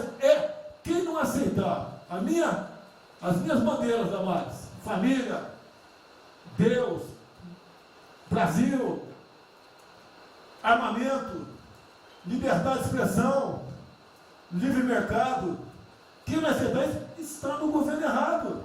Espere para 22, né, o seu Álvaro Dias, espere o Alckmin, espere o Haddad, ou talvez o Lula, né? E vai ser feliz com eles, pô. No meu governo está errado. É escancarar a questão do armamento aqui. Eu quero todo mundo armado. Que o povo armado jamais será escravizado. E que cada um faça, exerça o teu papel, se exponha. Aqui eu já falei. Pede o ministério quem for elogiado, pela Folha e pelo Globo. Pelo antagonista. Tá? Então tem certos blogs que só tem notícia boa de ministro, não sei como. O presidente é uma porrada, o ministro é elogiado. A gente vê por aí, o governo tá, o ministério do bem, apesar do presidente. É pra puta que eu pariu, porra. Eu quis cadê o time, porra. Trocamos sim, espero trocar mais ninguém, espero. Mas nós temos que, na linha do Van Trump, de forma mais educada um pouquinho, tá? se preocupar com isso. O que os caras querem é a nossa hemorroida, é a nossa liberdade. Isso é uma verdade. O que esses caras fizeram com o vírus, esse bosta desse governador de São Paulo, esse estrume do Rio de Janeiro, entre outros, é exatamente isso. Aproveitaram o vírus, está um bosta do prefeito lá de Manaus agora, abrindo cobras coletivas. Um bosta, que quem não conhece a história dele, procure conhecer, que eu conheci dentro da Câmara do meu lado. E nós sabemos que a ideologia dele e o que ele prega. E que ele sempre foi. O que está aproveitando agora, um clima desse, para levar um terror no Brasil. Então, pessoal, por favor, se preocupe, que é mais importante que a vida de cada um de vocês, que é a sua liberdade. Se não me preso, não vale porra nenhuma. Bom, presidente, esses valores, esses princípios, e o alerta do Grande é válido também, como sua evocação, é que realmente nós estamos todos aqui por esses valores. Estamos aqui por esses valores. Nós não podemos esquecer disso. Nós podemos conversar com todo mundo aqui, porque é o establishment, porque nós precisamos dele para provar coisas, mas nós sabemos que nós somos diferentes. Nós temos noção que nós somos diferentes deles. E quando eles cruzam a linha, a gente solta a mão e sai andando sozinho. Enquanto eles estiverem no trilho conosco, no caminho de fazer as reformas que nós prometemos, nós estamos juntos. Mas o cara soltou a mão, passou para o lado de lá, deixa o cara sozinho, a gente continua sozinho e vai procurar outra conversa, em outro lugar. Então, eu acho que manter essa ideia que nos trouxe aqui, e eu tenho dito isso em todo lugar, e lá fora, eu converso, semana passada conversei com os ministros da Fazenda de G20, conversei com os ministros também de Economia dos BRICS, e a mensagem que eu levo é sempre a mesma: o Brasil vai surpreender o mundo. Vocês duvidaram da nossa democracia, duvidaram do nosso presidente é democrata e vai fazer as mudanças. E aprovamos a reforma da Previdência no ano passado, enquanto os franceses fizeram passeadas com outra reforma da Previdência. Agora, não é uma coisa, por exemplo, nós vamos continuar aprofundando as reformas, nós vamos seguir. Eu conheço todas as histórias de reconstrução por profissão, obrigado a estudar isso, a reconstrução da Alemanha, na Segunda Guerra, a Primeira Guerra com Chaves, a Segunda Guerra com o Ludwig Erhard, a reconstrução da economia do Chile com os caras de Chicago, todos os casos, o caso da fusão das duas Alemanhas, eu conheço profundamente, no detalhe, não é de ouvir falar, de ler 8 livros sobre cada reconstrução dessa. Então, eu li James 3 vezes no original antes de eu chegar a Chicago. Então, não tem blues, não tem dog, não tem blá blá blá. Tem estudos sobre todas as ocasiões. E nós vemos uma demonstração disso quando nós estávamos indo numa direção norte, com as reformas estruturantes, e de repente, em 3 semanas e meia, nós fomos para o sul. Nós somos elogiados hoje lá fora, semana passada, todo mundo elogiando, fazendo referência, que o Brasil está à frente de todos os emergentes, e Paris passou ali, só está atrás um pouquinho dos Estados Unidos. Os Estados Unidos está naquele caso, que é um cara que tem a moeda forte, ele tinha 1 trilhão para cada problema que ele tem e ninguém reclama. Fizemos vários programas antes dos alemães, vários programas antes dos ingleses, vários programas, de todo tipo. Então, se não existe algo aqui, é dogma. Existe capacidade de trabalho, tem um grupo extraordinário que eu tenho. Então, nós atacamos em todas as direções. Primeiro, o campus foi lá e reduziu os compulsórios em 200 milhões.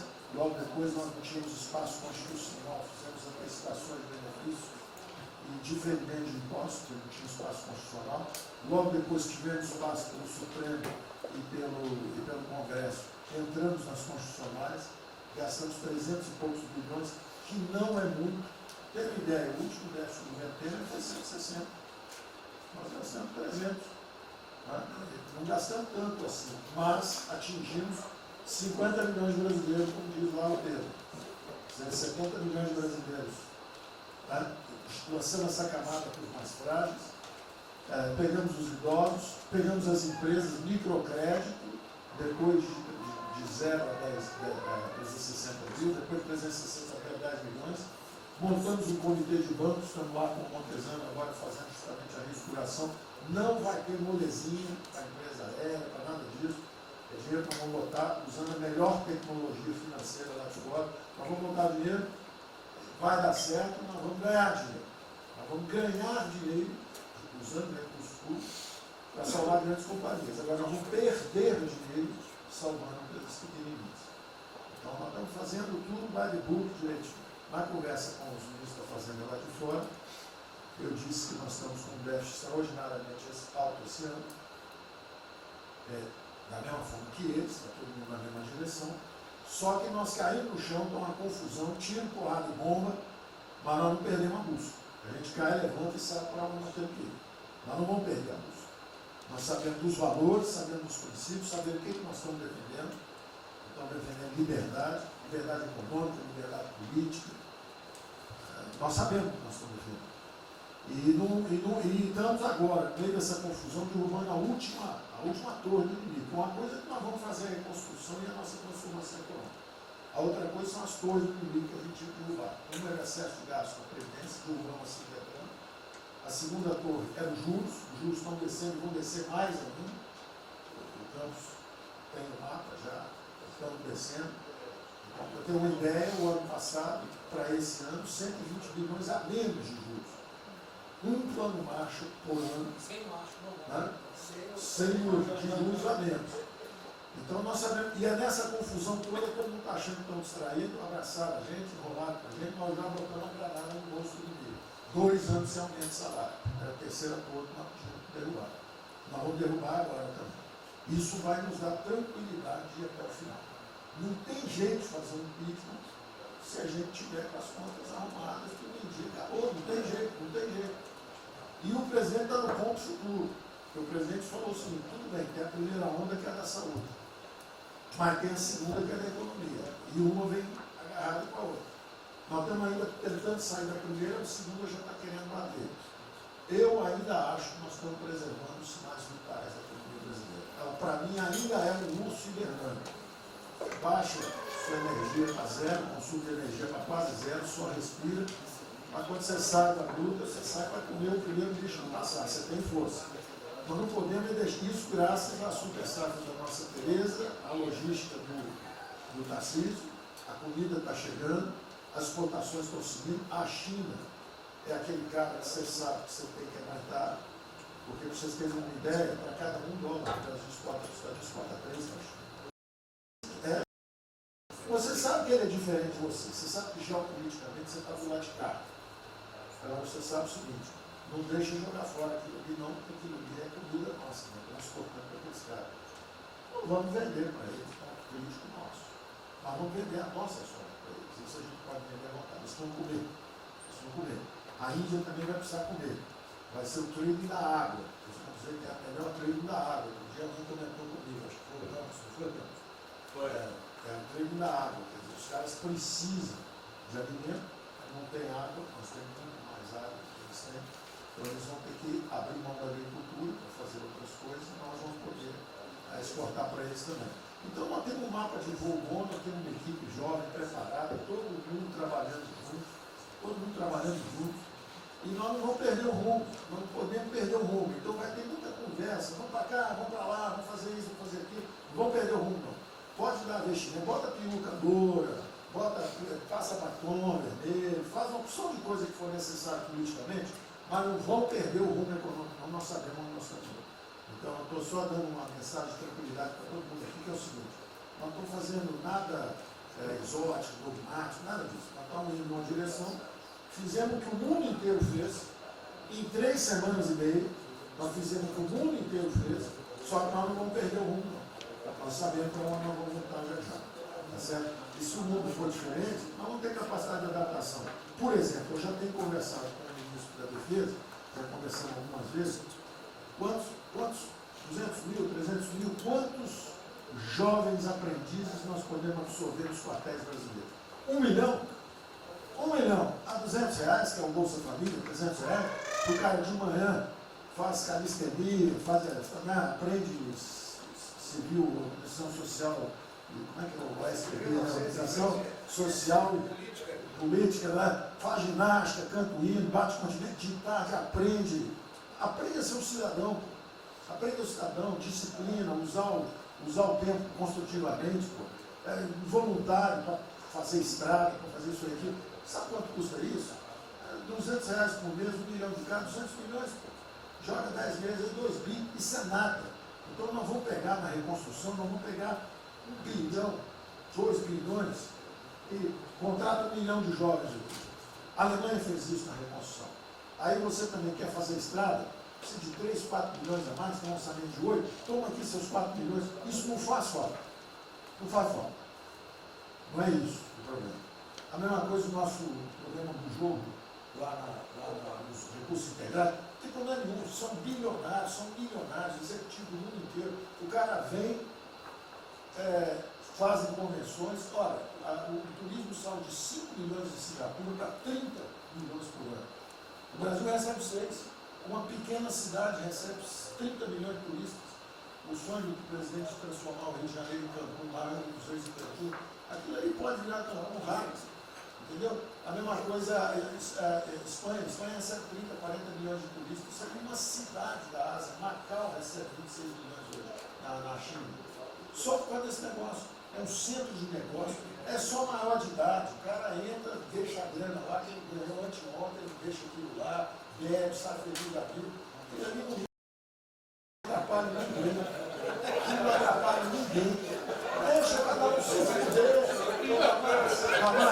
Damares, o presidente fala de liberdade. Deixa cada um se fuder do jeito que quiser. Principalmente se o cara é maior, vacinado e bilionário. Deixa o cara se fuder.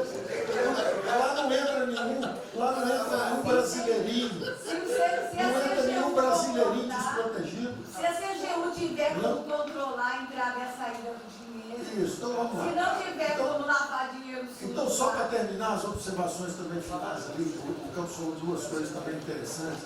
Então, o Campos falou duas coisas interessantes ali. Uma é o seguinte: o estrangeiro para vir para fazer investimento, eu tive um embaixador, já reportei isso para o presidente, eu segui o embaixador dos Estados Unidos e ele veio conversar conosco. E a mensagem maior dele era uma só.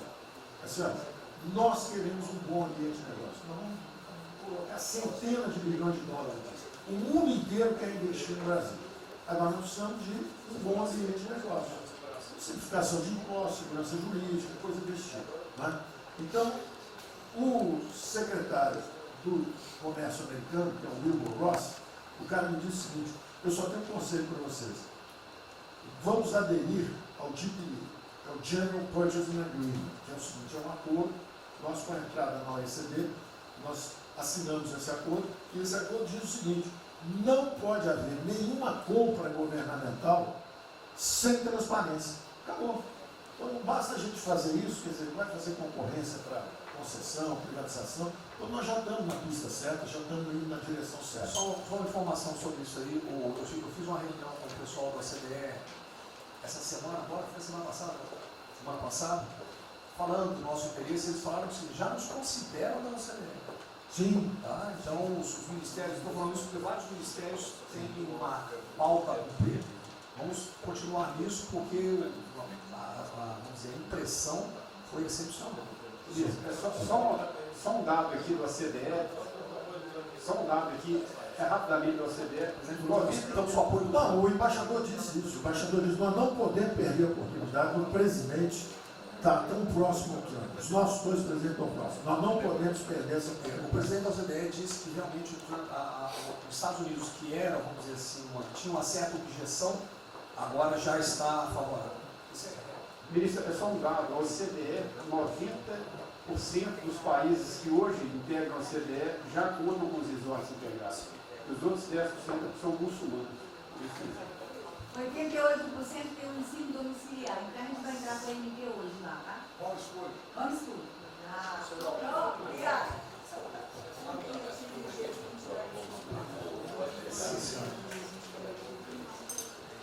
Uma nova ordem para o coronavírus. Muitos países vão colocar regras para ter estoque novamente. Eu acho que não é o nosso caso.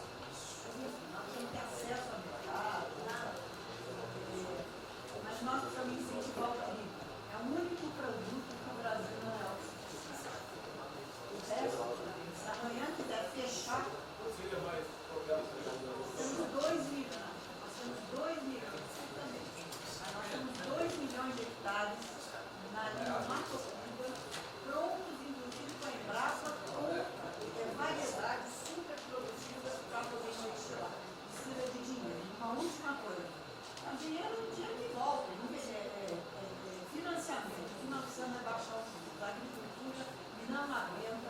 de juros é muito alto para gente. Sobre o Brasil não fala nada, não. O Banco do Brasil não está tudo em cobra. O Banco do Brasil não está tudo em cobra, porque ele não é privado nem público. Então, se for apertar o Rubem, coitado, ele é super liberal. Mas se apertar ele e falar, bota o juro baixo, eu não posso, senão a turma, os privados, meus minoritários, me apertam. Aí você fala assim, bota o juro alto, eu não posso, porque senão o governo me aperta. O Banco do Brasil é um caso pronto de privatização. É um caso pronto, e a gente não está dando espaço. Só já notou que o BNDES e a Caixa, que são nossos públicos, a gente faz o que a gente quer. O Banco do Brasil não consegue fazer nada, ele tem um liberal lá. Então tem que vender essa porra logo. Apesar de todo o aumento de risco que passou a haver no sistema bancário, o Banco do Brasil está expandindo bastante seus empréstimos e a agricultura, a ministra Tereza Cristina testemunha aqui de que o apoio está sendo muito grande e nós estamos numa situação confortável, ministro, porque, primeiro porque em termos de liquidez, o público vê o Banco do Brasil como um porto seguro. Então, nós não estamos tendo problemas que outros bancos estão tendo, de preocupação com a liquidez do banco, com a rigidez do banco. E na nossa formação de resultado, as pessoas físicas não têm um papel preponderante dentro do Banco do Brasil. E nós temos a felicidade, nesse momento, de contar com folhas de pagamento de empresas públicas, das Forças Armadas, né, que em termos relativos estão numa situação mais segura do cidadão comum, que não participa de empresas públicas. Mas só confessa o seu sonho. Confessa o sonho. Confessa o seu sonho. Em relação à privatização... Foi 23 a confessa, agora não. Em relação à privatização, eu acho que fica claro que com o BNDES cuidando do desenvolvimento, com a Caixa cuidando da área social, o Banco do Brasil estaria pronto para um programa de privatização. Né? Mas isso a gente pode fazer. Só se discute, só se fala isso em 23. A gente pode fazer um dia um seminário aí, que possa escrever. Porque o Banco do Brasil no passado teve muitos privilégios pelo fato de ser público. As folhas de pagamento vinham naturalmente do Banco do Brasil para a Caixa, a administração dos depósitos judiciais eram sempre do Banco do Brasil e da Caixa. Hoje isso tudo é processo de concorrência.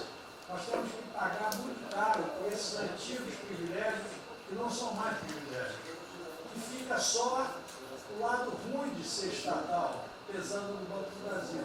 Porque a gente não tem a mesma facilidade de contratação, a gente não tem a mesma facilidade de demissão de maus funcionários e vai por diante. Quer dizer, tudo tem que se submeter ao governo, o Tribunal de Contas travando tudo. Né?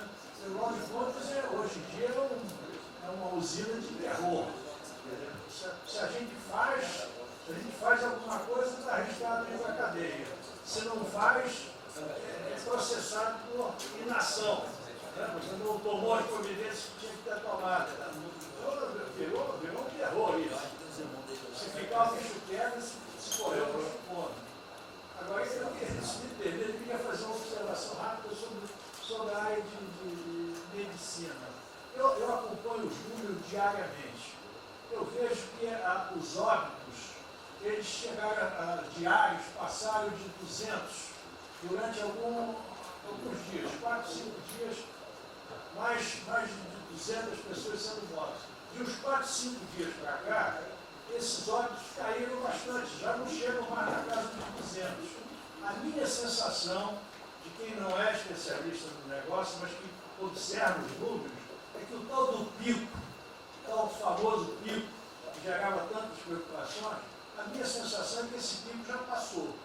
Né? Agora, é que o senhor não viu o número que nós mostramos agora, mas isso é outra história. Senhores, sem querer cortar, muito obrigado a todos, porque senão